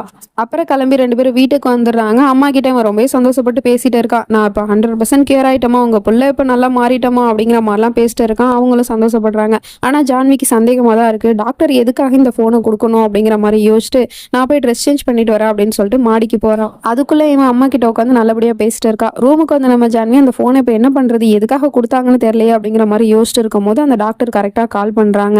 எடுத்த உடனே ஜான்வி இப்போ உங்க பக்கத்துல விராஜ் இருக்கானா அப்படின்னு சொல்லிட்டு கேக்குறாங்க. இல்ல அவர் வந்து கீழே இருக்காரு, அம்மா கூட பேசிட்டு இருக்காரு அப்படின்னு சொல்லிட்டு இருக்கா. அப்போ கவனமா கேளு, ஒரு முக்கியமான விஷயத்த உங்ககிட்ட சொல்லலாம் தான் கால் பண்ணேன். உண்மையிலே உன்னோட புருஷன் திருந்தவே இல்லை, அவன் இன்னுமே பைத்தியமா தான் இருக்கான், அதுவும் முழு பைத்தியமா இருக்கான் அப்படிங்கிற மாதிரி எல்லா உண்மையும் சொல்லிடுறாங்க. ஆனா டாக்டர் நீங்க தானே சொன்னீங்க அவர் கிளியர் ஆயிட்டாரு அப்படின்னு சொன்னா, இல்ல அவன் என்ன மிரட்டி அப்படி சொல்ல சொன்னா, மற்றபடி இது எதுவுமே உண்மை கிடையாது, அவன் இன்னும் கிளியர் ஆகல, அவன் இன்னும் பைத்தியமா தான் இருக்கான், அவன் கொஞ்சம் கூட மாறல அப்படிங்கிற எல்லா உண்மையுமே சொல்லிடுறாங்க. இதை கேட்டதுமே நம்ம ஜான்விக்கு இடிய தூக்கி போட்ட மாதிரி இருக்கு. அவன் மேல வச்சிருக்க நம்பிக்கையை திரும்பவும் உடைச்சிட்டான். நீங்க பாரு ஜான்வி, உங்ககிட்ட உண்மையிலே நான் பொய் சொன்னதுக்கான காரணம் என் பொண்ணை வச்சு அவன் மிரட்டிட்டு இருந்தான், என் பொண்ணை ஏதாவது பண்ணிடுவேன்னு மிரட்டினா, அதனால தான் நான் உங்ககிட்ட பொய் சொன்னேன், மற்றபடி இதுதான் உண்மை, அவன் இன்னும் திருந்தவும் இல்லை மாறவும் இல்லை அப்படிங்கிற மாதிரி சொல்லிடுறாங்க. சரி நீ இப்போ எதுக்காகவும் பயப்படாத, உன் கூட நான் இருக்கேன், உனக்கு சப்போர்ட்டா இருக்கேன், இப்போ நான் சொல்றதை மட்டும் பண்ணு அப்படிங்கிற மாதிரி சொல்லிட்டு இருக்காங்க. அதுக்குள்ள இவன் அம்மா கிட்ட பேசிட்டு மேலே தான் வந்துட்டு இருக்கான். மாடிக்கு வந்து பார்த்தா தெரிஞ்சு போயிடும். அவங்களும் இந்த மாதிரி சொல்றாங்க. இங்க பாரு ஜான்வி, நான் இப்போ என்ஜிஓக்கு ஃபோன் பண்ணி விராஜை பத்தி சொல்லி அங்க வர சொல்லுவேன். அவங்க தனியா வரமாட்டாங்க, கூடவே 2-3 ஆஃபீஸர்ஸையும் கூட்டிட்டு வருவாங்க, வக்கீல் போலீஸ்னு எல்லாரையும் கூட்டிட்டு வருவாங்க. அப்படியே அவங்க அங்க வரும்போது நீ தான் உண்மையை சொல்லணும், இதுக்கப்புறமும் பயப்படாத, அவங்க கிட்ட எல்லா உண்மையுமே உடைச்சு சொல்லிடு அப்படிங்கிற மாதிரி சொல்லிட்டு இருக்காங்க. பட் இவளுக்கு என்ன பண்றது எது பண்றதுன்னு தெரியல. ஜான்வி பயப்படாத, நான் உன் கூட இருக்கேன் அப்படிங்கிற மாதிரி சொல்லிட்டு இருக்காங்க. அதுக்குள்ள அவன் அங்க ஜான்வி அப்படின்னு சொல்லிட்டு டோரை ஓப்பன் பண்ணிட்டு உள்ள வரான். பார்த்துட்டானோ அப்படிங்கிற மாதிரி இருந்தா இல்ல, அவ வந்து பாத்ரூம்ல இருக்கா போல. ஜான்வி ட்ரெஸ் சேஞ்ச் பண்ணிட்டியா, வா சாப்பிடலாம் அப்படின்னு சொல்லிட்டு கூப்பிட்டுட்டு இருக்கான். இல்லைங்க நீங்க போங்க, நான் அதை வந்துடுறேன் அப்படிங்கிற மாதிரி சொல்லி அனுப்பி வைக்கிறான். அவனும் அங்க இருந்து போயிடுறான். பட் எனக்கு ஒரு டவுட், இவ்வளவு நேரம் நம்ம ஜான்வி போன்ல பேசிட்டு இருந்தாலே அந்த டாக்டர் கிட்ட, அதெல்லாம் அவனுக்கு எப்படி தெரியாதுன்னு நினைச்சிட்டு பண்ணிட்டு இருக்கா? ஏன்னா அவன் வீடு ஃபுல்லா கேமரா வச்சிருக்கான்ல, அதுல வாட்ச் பண்ணிட்டா என்ன பண்றது? ஜான்வியோட நிலைமை ரொம்ப மோசமாயிடும், என்ன ஆக போகுதுன்னு தெரியல. இங்க நம்ம ஜான்வி ட்ரெஸ் சேஞ்ச் பண்ணிட்டு கீழே இறங்கி வந்துட்டா. அப்படி வரும்போது டாக்டர் சொன்ன ஒவ்வொரு வார்த்தையும் காதுல கேட்டுக்கிட்டே இருக்கு. இவன் நடிக்கிறான் அப்படிங்கிறதும் தெரிஞ்சு போயிடுச்சு. வந்து டைனிங் டேபிள்ல உட்காந்துக்கிட்டு நார்மலா இருக்கிற மாதிரியே பேசிட்டு இருக்கான். அந்த டாக்டருக்கு தான் நன்றி சொல்லணும், அவங்களால தான் நான் சரியான அப்படிங்கிற மாதிரிலாம் பேசிட்டு இருக்கான். ஆனா நம்ம ஜான்வி, அவன் ஒரு நம்பிக்கை கொடுத்தான் இல்லையா, நான் உனக்காக மாறுறேன், உனக்காக அந்த டாக்டர் சொல்ற எல்லாத்தையும் செய்யறேன் அப்படிங்கிற மாதிரி சொல்லியிருப்பான். இப்ப அதை நினைச்சு பார்த்துட்டு இருக்கா. அப்படியே இவங்க எல்லாரும் சாப்பிட்டுட்டு இருக்கும் போது நிறைய பேர் வீட்டுக்குள்ள வந்துட்டு இருக்காங்க. வாட்ச்மேன் தடுத்தும் கேட்கல, அவங்க எல்லாரும் உள்ள வந்துட்டாங்க. டாக்டர் சொல்லியிருந்தாங்கல்ல என்ஜிஓக்கு நான் ஃபோன் பண்ணி வர சொல்றேன் அப்படின்னு, அதனால அவங்க எல்லாரும் வந்துட்டாங்க போல. போலீஸ் வேற வந்திருக்கு. இவன் உடனே அவங்க எல்லாரையும் பார்த்துட்டு, என்னது இது திறந்த வீட்டுல நாய் வர மாதிரி வரீங்க, யார் நீங்களாம், ஃபர்ஸ்ட் இங்க இருந்து வெளியே போங்க, வாட்ச்மேன் இவங்களெல்லாம் துரத்து அப்படின்னு சொன்னா, இங்க பாருங்க நாங்க ஒன்றும் சும்மா வரல, உங்க மேல ஒரு கம்ப்ளைண்ட் வந்திருக்கு, நீங்க வந்து உங்களோட மனைவியை கொடுமைப்படுத்துறதாக எங்களுக்கு கம்ப்ளைண்ட் வந்திருக்கு, அதுக்காக தான் நாங்க இங்க வந்திருக்கோம் அப்படிங்கிற மாதிரி சொல்லிட்டு இருக்காங்க. மகளிர் சங்கத்துல இருந்து வந்திருக்காங்களாம். இதை கேட்டது இவனுக்கு சிரிப்பா இருக்கு. என்ன சொல்லிட்டு இருக்கீங்க, இங்க என்ன நடக்குதுன்னு நீங்க கிளம்பி வந்திருக்கீங்க? அப்புறம் நான் என்னோட பொண்டாட்டி நல்லா தானே பாத்திருக்கேன், ஜான்வி நீயே சொல்லு அப்படிங்கிற மாதிரி சொல்லிட்டு இருக்கான். அதுக்கப்புறமா அவங்க கிளம்ப மாட்டேங்கிறாங்க. இங்க இருந்து கிளம்ப போறீங்களா இல்லையா? ஓ வெயிட் அ மினிட், இப்பதான் எனக்கு ஒரு விஷயம் ஞாபகத்துக்கு வருது, நீங்க எல்லாரும் பிராங்க் பண்றீங்களா, எந்த சேனல்ல இருந்து வந்திருக்கீங்க, கேமரா எங்க வச்சிருக்கீங்க அப்படின்னு சொல்லிட்டு அவங்க எல்லாருக்கிட்டையுமே செக் பண்ணி பார்த்துட்டு இருக்கான். அதுக்குள்ள இந்த அம்மா வர ஜான்வி கிட்ட கேட்டுட்டு இருக்கு, நீ உண்மையை சொல்லுமா, வாயை திறந்து சொல்லுமா, உன் கூட இப்ப நாங்க இருக்கோம், நீ எதுக்கும் பயப்படாத, உன்னோட புருஷனை பத்தின உண்மையை சொல்லு அப்படிங்கிற மாதிரி கேட்டுட்டு இருக்காங்க. ஜான்வி அவங்க தான் கேட்கறாங்களா, உண்மையை சொல்லு அப்படிங்கிற மாதிரி இவனும் சொல்லிட்டு இருக்கான். ஆமா இது எல்லாமே உண்மைதான் அப்படிங்கிற மாதிரி சொல்லிடுறா. பாத்தீங்களா உண்மைதானா, நான் சொல்றேன்ல, நான் தான் அவளை சந்தோஷமா வச்சிருக்கேன்ல அப்படிங்கிற மாதிரி பேசிட்டு இருக்கான். அதுக்கப்புறமா தான் தெரியுது அவ எப்படிப்பட்ட உண்மையை சொன்னா அப்படிங்கிறது. ஆமா இது எல்லாமே உண்மைதான், அவன் என்ன கொடுமைப்படுத்தினா அடிப்பான், அப்புறம் இவன் நாளுக்கு நாளும் என்ன சித்திரவதை பண்ணிட்டே இருப்பான், ஒரு சின்ன சின்ன விஷயத்துக்குமே. நான் கல்யாணம் பண்ணி இங்க வந்த நாள்லேருந்தே இதுதான் நடக்குது. என்ன ஒவ்வொரு நாளும் இப்படிதான் என்ன டார்ச்சர் பண்றான். அது மட்டும் இல்லாம இவன் ஒரு பைத்தியம் அப்படின்னு சொல்லிட்டு எல்லா உண்மையுமே போட்டு உடைச்சிடுறா. இதை கேட்டதுமே இவனுக்கு ரொம்ப ஷாக்கா இருக்கு. மாட்டிக்கிட்டோமோ அப்படிங்கிற மாதிரி பார்த்துட்டு இருக்கான். அதுக்கு மேல அம்மா ஷாக் ஆகி, ஏம்மா அப்படிலாம் சொல்லிட்டு இருக்கா, அவன் பண்ணது எல்லாமே தப்பு தான், பட் அதெல்லாம் முன்னாடி நடந்தது தானே, இப்பதான் அவன் கியூர் ஆயிட்டானே, நல்லா ஆயிட்டானே, நீ தானே சொன்ன அப்படிங்கிற மாதிரி கேட்டுட்டு இருக்காங்க. ஆமா நான் தான் சொன்னேன், பட் அது எல்லாமே போய் உங்க புள்ள உங்ககிட்ட நடிச்சிட்டு இருக்காரு அப்படிங்கிற மாதிரி சொல்லிடுறா. இவங்களுக்கு பயங்கர ஷாக்கா இருக்கு. ஆனா டாக்டர் எதுக்காக பொய் சொல்லணும், அவங்க எதுக்காக பொய் சொல்ல போறாங்க அப்படின்னு சொல்லிட்டு கேக்குறாங்க. ஆமா அந்த டாக்டர் பொய் தான் சொல்லுவாங்க, வேற என்ன சொல்ல முடியும், ஏன்னா உங்க புள்ள அவங்களோட பொண்ணை வச்சு மிரட்டிட்டு இருந்திருக்கான், அதனாலதான் இந்த மாதிரி அவங்க பொய் சொல்ல வேண்டியதாயிடுச்சு, மத்தபடி உங்க புள்ள இன்னும் திருந்தலமா, அவன் இன்னும் பைத்தியமா தான் இருக்கான் அப்படிங்கிற மாதிரி எல்லா உண்மையுமே சொல்லிடுறா. இதை கேட்டது இவங்களாலே நம்ப முடியல. போய் பையன்கிட்ட கேட்டுட்டு இருக்காங்க, என்னப்பா இவ சொல்லிட்டு இருக்கா, இது எல்லாமே உண்மையா, நீ இப்ப திருந்திட்ட தானே, நீ இப்ப மாறிட்ட தானே, என்கிட்ட கூட நீ நல்லா தானப்பா பேசின, அப்புறம் ஏன்பா அப்படிலாம் சொல்லிட்டு இருக்கா, வாயை திறந்து பதில் சொல்லுப்பா அப்படிங்கிற மாதிரி கேட்டுட்டு இருக்காங்க. உடனே அவனும் ஆமாம்மா அவ சொல்றது எல்லாமே உண்மைதான் அப்படிங்கிற மாதிரி சொல்லிடுறான்.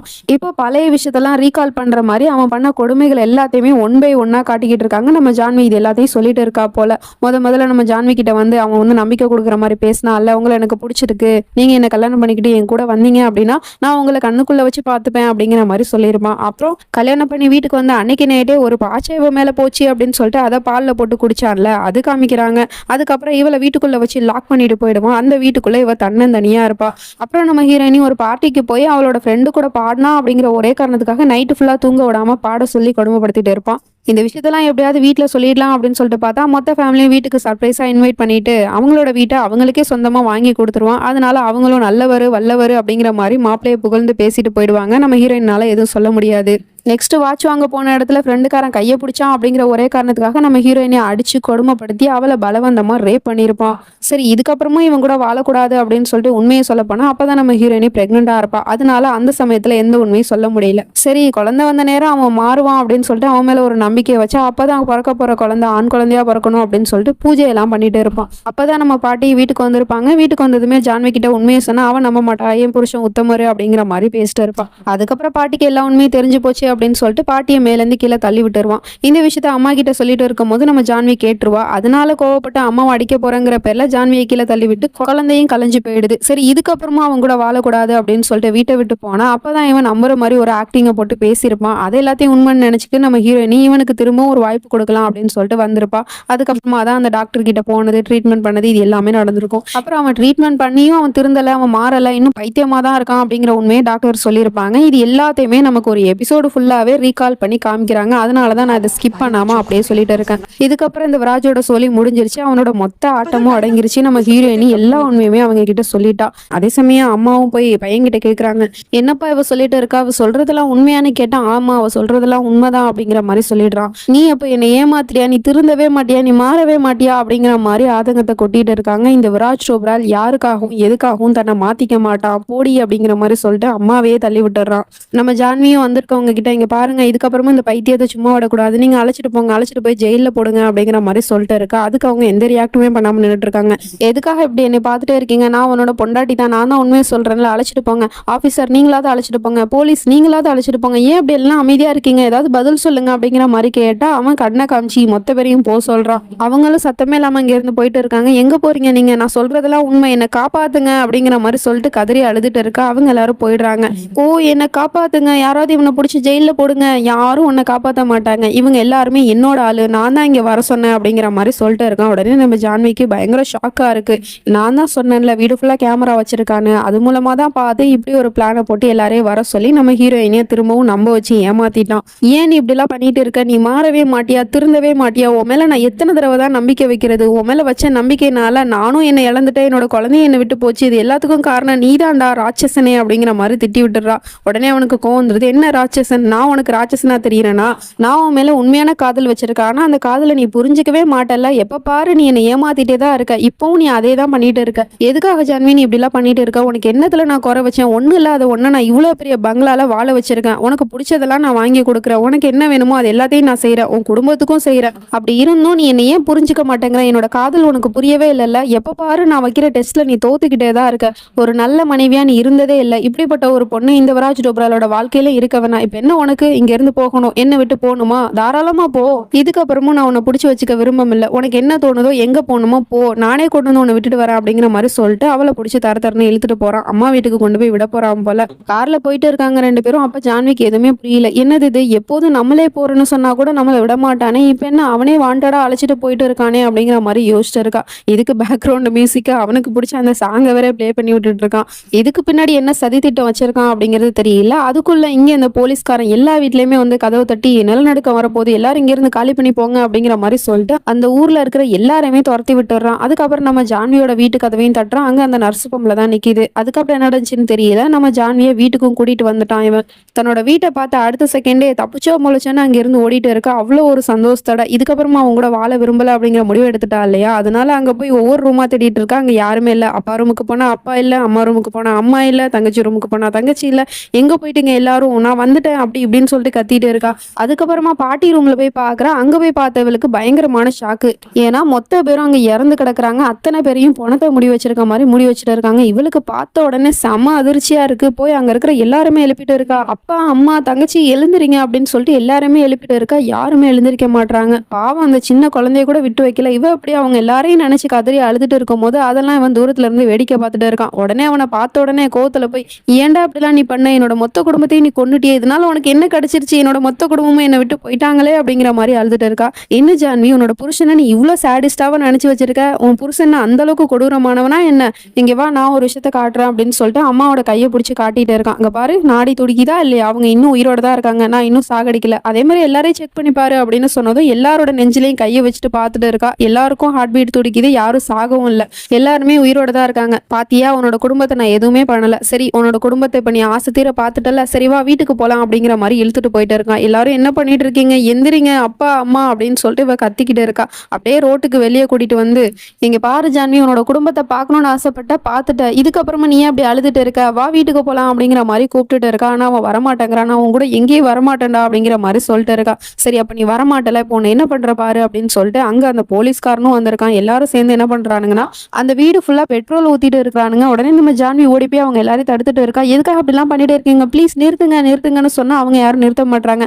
உடனே அக்கம் பக்கத்துல இருக்கிறவங்கள்ட்ட போய் ஹெல்ப் கேட்டுட்டு இருக்கா. ப்ளீஸ் என்னோட குடும்பத்தை காப்பாத்துங்க, யாராவது வந்து காப்பாத்துங்க அப்படிங்கிற மாதிரி ஒவ்வொரு வீட்டு கதவையா தட்டிட்டு இருக்கா. அங்க யாருமே வரல. ஏன்னா அத்தனை பேர் வீட்லயுமே யாருமே இல்ல. அந்த ஊரே இப்ப காலியா கிடக்குது. அவனும் அங்க சொல்லிட்டு இருக்கான், இங்க பாரு ஜான்வி, உனக்கு யாரும் வரமாட்டாங்க உதவி செய்யறதுக்கு, உனக்கு உதவி செய்ய உன்னோட புருஷன் மட்டும்தான் இப்போ இங்க இருக்கிறான் அப்படிங்கிற மாதிரி சொன்னதும் உடனே அவங்கிட்ட ஓடி வந்து, விராஜ் அவங்கள நிறுத்த சொல்லுங்க, ஏன் அப்படிலாம் பண்ணிட்டே இருக்காங்க அவங்க அப்படின்னு சொல்லிட்டு கேட்டா. இங்க பாரு ஜான்வி, இவ்வளவு நேரம் நீ பார்த்தது வெறும் ட்ரைலர் மட்டும்தான், இதுக்கப்புறமா தான் மெயின் பிக்சரே ஆரம்பிக்க போகுது. நீ என்ன நினைச்ச, உன் குடும்பத்தை நான் இங்க வந்து பாக்குறதுக்கு முன்னாடியே கொன்னுடுவேன்னு நினைச்சிட்டு இருந்தியா, இல்ல நீ இங்க வந்து உன் கண்ணு முன்னாடி தான் நான் கொல்லணும்னு நினைச்சேன், இப்ப அதை தான் நான் பண்ண போறேன், உன்னோட கண்ணு முன்னாடியே உன் மொத்த குடும்பமும் இன்னைக்கு எரிஞ்சு சாம்பலாக போகுது அப்படிங்கிற மாதிரி சொல்லிட்டு அவனோட பேண்ட் பாக்கெட்ல இருந்து லைட்டர் எடுத்து கையில வச்சுட்டு இருக்கான். நோ நோ ப்ளீஸ் விராஜ், என்னோட குடும்பத்தை விட்டுருங்க, அவங்களை எதுவும் பண்ணிடாதீங்க அப்படிங்கிற மாதிரி சொல்லிட்டு காலில் விழுந்து கதறி அழுதுட்டு இருக்கா. அப்ப கூட அவன் இறக்கம் காட்ட மாட்டேங்கிறான். நான் என்ன பண்றது, உன்னோட குடும்பம் இருக்கிறதுனால தானே நீ என்னை விட்டு போகணும்னு நினைக்கிறேன், இப்போ உன்னோட குடும்பமே இல்லை அப்படின்னா நீ ஏன் கூட தானே இருக்கணும் அப்படின்னு சொல்லிட்டு அதை பத்த வைக்க போறான். உடனே அழுதுகிட்டே சொல்றா, இல்ல விராஜ், நான் உங்களை விட்டு எங்கேயுமே போக மாட்டேன், வாழ்நாள் ஃபுல்லாவும் நான் உங்க கூடயே உங்களுக்கு அடிமையா நான் இருந்துடுறேன், ப்ளீஸ் விராஜ் என்னோட குடும்பத்தை விட்டுருங்க, அவங்களை எதுவும் பண்ணிடாதீங்க அப்படிங்கிற மாதிரி அழுதுட்டு இருக்கா. அதுக்கப்புறம் இவன் லைட்டர் ஆஃப் பண்ணிவிட்டு, சரி கையை கொடு, நீ என்ன காதலிக்கிறேன்னு சொல்லு, நான் அவனோட குடும்பத்தை விட்டுறேன், ஐ லவ் யூ சொல்லு அப்படிங்கிற மாதிரி கேட்டுட்டு இருக்கான். உடனே நம்ம ஜான்வியும் குடும்பத்தை காப்பாத்துறதுக்காக ஐ லவ் யூ அப்படிங்கிற மாதிரி சொல்றா. இல்ல இல்ல இப்படிலாம் நீ சொல்லக்கூடாதுங்கிறான். உடனே அவளும் சரிங்க ஐ லவ் யூங்க, நான் உங்களை ரொம்ப காதலிக்கிறேங்க அப்படிங்கிற மாதிரி அழுதுட்டு சொல்றா. இல்ல ஜான்வி, நீ சொல்ற வாய் வார்த்தையா வர அந்த காதல் உன் கண்ணுல தெரிய மாட்டேங்குது, நல்லா ஃபீல் பண்ணி சொல்லு அப்படிங்கிற மாதிரி சொல்லிட்டு இருக்கான். என்ன பண்றது, இவனை இந்த நிலைமையில கூட லவ் டார்ச்சர் பண்ணிட்டு இருக்கான். உடனே அவளும் அழுதுகிட்டே ஐ லவ் யூங்க, நான் உங்களை ரொம்ப காதலிக்கிறேங்க, என் மேல சத்தியமா சொல்றேங்க அப்படிங்கிற மாதிரி சொல்லிட்டு இருக்கா.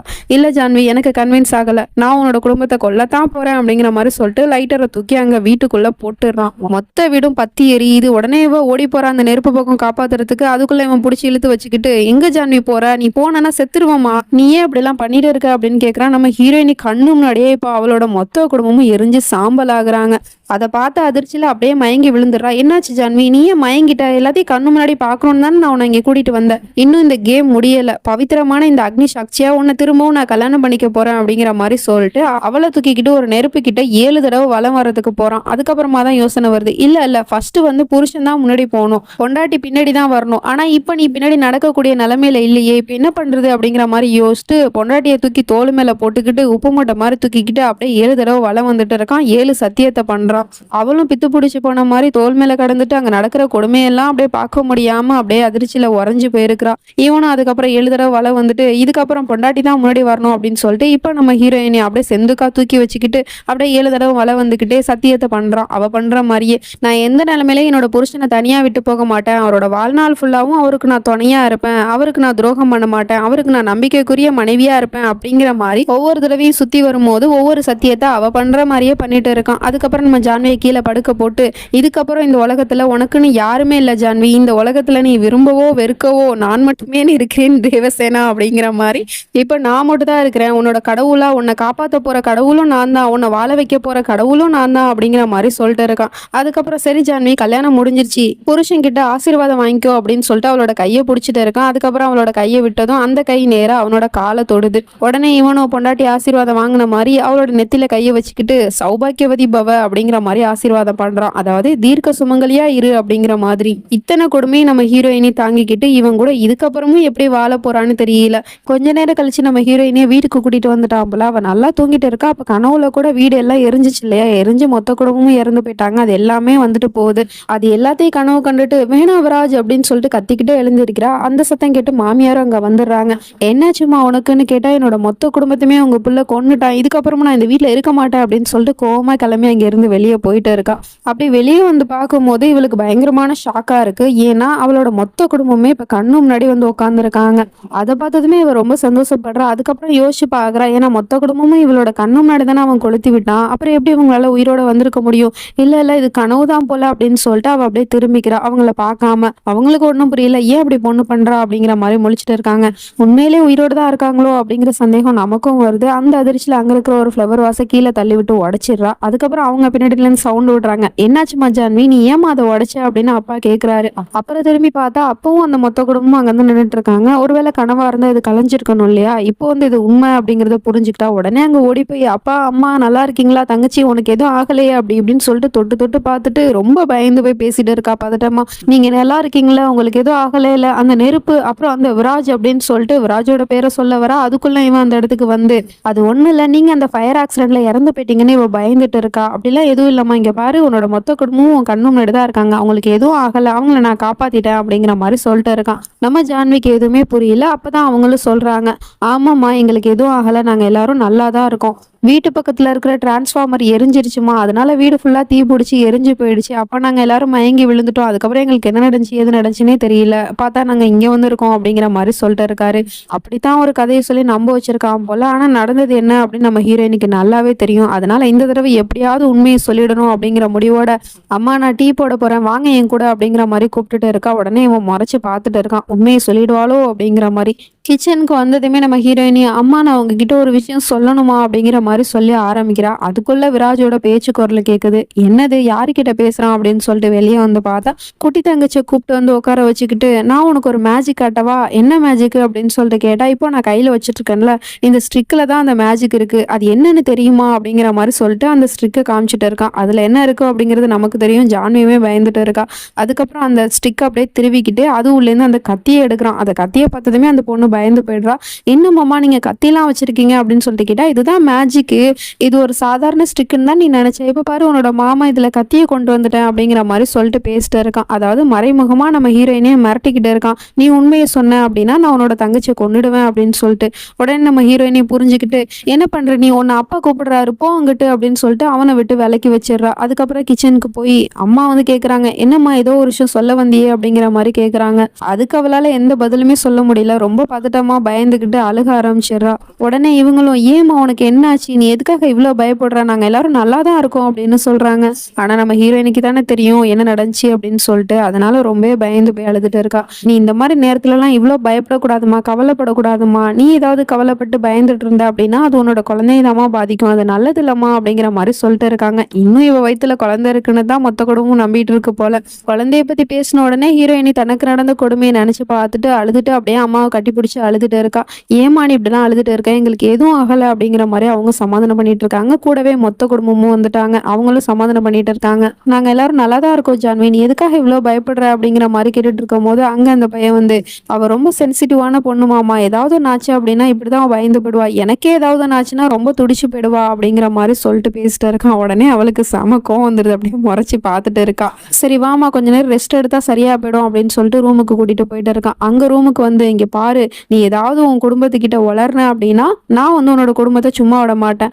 நான் உனக்கு கேரண்டியும் கொடுக்க முடியாது இதுக்கப்புறமும் உன்னோட குடும்பம் உயிரை பிழைப்பாங்க அப்படின்னு. அதனால அவங்க உயிரோட இருக்கிறதும் இல்லாம இருக்கிறதும் உன் கையில தான் இருக்கு. நீ ஒழுங்கா இருந்தா அவங்கள நான் எதுவும் பண்ண மாட்டேன் அப்படிங்கிற மாதிரி சொல்லிட்டு மிரட்டிட்டு இருக்கான். உடனே இவளும் கண்ணை தொடச்சிட்டு அவன் சொல்றதெல்லாம் கேட்டுட்டு உட்காந்துருக்கா. அப்ப கையில ஒரு பார்சலை கொடுத்து அதுல என்ன இருக்குன்னு பிரிச்சு பாரு அப்படிங்கிற மாதிரி சொல்லிட்டு கொடுத்துட்டு இருக்கா. நம்ம ஜான்வி உடனே அதை பிரிச்சு பாக்குறா.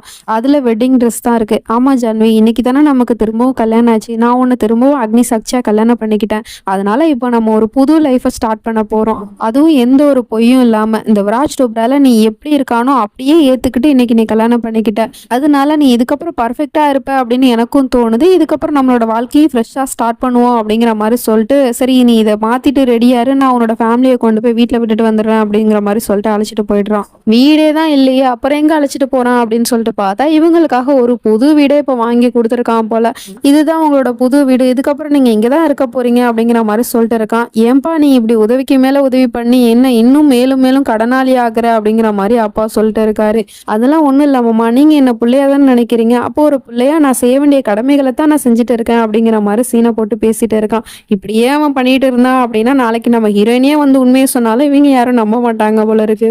நம்ம ஹீரோயினியும் கொஞ்ச நேரம் அழுதுட்டு அதுக்கப்புறம் அவன் தான் சொல்லிட்டு போனான்ல, இதுக்கப்புறம் நீ பர்ஃபெக்டா இருக்கணும் அப்படின்னு சொல்லிட்டு, அதனால வேக வேகமா கிச்சனுக்கு போய் சமைக்க போறேன் அப்படின்னு சொல்லிட்டு ஓடிட்டு இருக்கா. அங்க போய் கேஸ் ஸ்டவ் ஆன் பண்ணா அது ஆன் ஆகவே மாட்டேங்குது. ஏன் இது ஆன் ஆக மாட்டுது அப்படின்னு சொல்லிட்டு பைத்தியம் பிடிச்ச மாதிரி வேக வேகமா அதை போட்டு ஆன் பண்ணிட்டு இருக்கா. மாமியார் வந்து தடுக்கிறாங்க. ஏமா அப்படிலாம் பண்ணிட்டு இருக்கா அப்படின்னு சொல்லிட்டு கேட்டா, இல்லம்மா அவர் வந்துருவாரு, அவர் வந்து பார்க்கும்போது நான் சாப்பாடு செஞ்சு வைக்கல அப்படின்னா என் குடும்பத்தை ஏதாவது பண்ணிடுவாரு அப்படின்னு சொல்லிட்டு கேஸ் ஸ்டவ் ஆன் பண்றா. அதுல நெருப்பு குப்புன்னு பத்தி எரியுது. அதை பார்த்ததுமே அவளுக்கு அங்க வீடு எரிஞ்சிச்சு இல்லையா, அதுதான் கண்ணு முன்னாடி வந்துட்டு போகுது. உடனே அழுதுட்டு உட்காந்துடுறா. எனக்கு மட்டும் ஏன் இந்த நிலைமை, நான் என்ன அப்படி தப்பு பண்ணேன்னு கடவுள் எனக்கு இந்த வாழ்க்கையை கொடுத்துருக்காரு, நான் அப்படி என்ன பாவம் பண்ணிட்டேன்னு என்னையும் என் குடும்பத்தை இந்த கடவுள் சோதிக்கிறான் அப்படிங்கிற மாதிரி அழுதுட்டு இருக்கா. மாமியார் தான் சமாதானம் பண்ணிட்டு இருக்காங்க. அப்படிலாம் எதுவும் இல்லம்மா, நீ ஏமா அப்படிலாம் நினைக்கிற அப்படின்னு சொல்லிட்டு, பரவாயில்ல மாமியாராவது நல்லவங்களா இருக்கிறாங்க, இல்ல அவங்களும் மாமியார் கொடுமையை காமிச்சாங்க அப்படின்னா நம்ம ஹீரோயினோட நிலைமையே ரொம்ப மோசமா இருந்திருக்கும். கொஞ்ச நேரம் கழிச்சு நம்ம ஹீரோயினியும் அவன் சொன்ன மாதிரியே ரெடி ஆயிட்டு உட்காந்துருக்கா. பட் முகத்துல கொஞ்சம் கூட சிரிப்பு இல்ல, சந்தோஷம் இல்ல, எதுவுமே இல்ல. அப்படியே அழுதுகிட்டே தன்னோட நெத்தியில குங்குமத்தை வைக்க போறா. ஆனா அவன் பேரை சொல்லி குங்குமத்தை வைக்கணுமா அப்படிங்கிற மாதிரி யோசிச்சுட்டு இருக்கா. இது எல்லாத்தையும் தூரத்துல இருந்து மாமியாரும் பார்த்துட்டு இருக்காங்க. வேற வழி இல்ல, வச்சுதான் ஆகணும் அப்படின்னு வேண்டா வெறுப்பா நெத்தியில குங்குமத்தை வச்சுட்டு இருக்கா. அதுக்கப்புறம் அவளோட முகத்தை கண்ணாடியில பார்க்கும்போது அவளுக்கு சுத்தமா பிடிக்கல. அந்த குங்குமத்தோட இருக்கிற முகத்தை பார்த்துட்டு அவளுக்கு ரொம்ப கோவம் வருது. அதனால தான் வச்ச குங்குமத்தை தாங்கையாலே அழிச்சிட்டு இருக்கா. இதெல்லாம் மாமியாராலையும் பார்க்க முடியல. அங்க இருந்து அழுதுகிட்டே போயிடுறாங்க. வெளியே வந்து பார்த்தா பாட்டு சத்தம் கேக்குது. நம்ம விராஜோட ஃபேவரட் சாங்கை ப்ளே பண்ணி விட்டுட்டு இருக்கான். சரின்னு கீழே வந்து பார்த்தா வீடெல்லாம் இப்போ டெக்கரேட் பண்ணிட்டு உட்காந்துருக்கான். எதுக்கு அப்படிங்கிறது தெரியல. உடனே இவங்களும் கீழே போய் பார்க்குறாங்க. அம்மா வந்துட்டீங்களா, வீடெல்லாம் நான் டெக்கரேட் பண்ணிட்டு இருக்கம்மா அப்படிங்கிற மாதிரி சொல்லிட்டு இருக்கான். எதுக்கு அப்படிங்கிற மாதிரி கேட்டுட்டு இருக்காங்க. அட உங்களுக்கு தெரியாதுல்ல, சாரிம்மா என்னை மன்னிச்சிருங்க, நான் ஜான்வியை திரும்பவும் கல்யாணம் பண்ணிக்கிட்டேன், யாரையும் இன்வைட் பண்றது கூட டைம் இல்லை, எல்லாமே சடனாக ஆயிடுச்சுமா, நானும் என்னோட ஜான்வியை புது வாழ்க்கையை வாழ போறோம், ஏன்னா ஆசீர்வாதம் பண்ணுங்கம்மா அப்படின்னு சொல்லிட்டு காலில் விழுந்து ஆசீர்வாதம் வாங்கிட்டு இருக்கான். பட் அவங்களுக்கு தான் பிடிக்கவே இல்லை இல்லையா, அதனால நான் வந்து போய் நின்றுட்டு இருக்காங்க. சரிம்மா நீங்க இங்கே உட்காருங்க, எனக்கு நிறைய வேலை இருக்கு அப்படின்னு சொல்லிட்டு அங்க இருக்கிற எல்லாத்தையும் டெக்கரேட் பண்ணிட்டு உட்காந்துருக்கான். அப்ப அங்க ஒரு பூ இருக்கு. அந்த பூவை பார்த்துட்டு நம்ம ஹீரோயினியோட நினப்பு தான் வருது இவங்களுக்கு. அவ நெத்தில வச்சிருக்க குங்குமத்தை அழிச்சா இல்லையா, அதை நினைச்சு பார்த்துட்டு இவங்களும் வருத்தப்படத்தான் செய்யறாங்க. இப்போ நைட் ஆயிடுது. திரும்பவும் அவனோட ஃபேவரட் சாங்கை ப்ளே பண்ணி விட்டுட்டு இப்போ பொண்டாட்டிக்காக வெயிட் பண்ணிட்டு இருக்கான். எப்போ வருவா எப்போ வருவா அப்படின்னு சொல்லிட்டு. என்னமோ இப்பதான் இவனுக்கு கல்யாணம் ஆகி புது மாப்பிள்ள வெயிட் பண்ற மாதிரி வெயிட் பண்ணிட்டு உட்காந்துருக்கான்.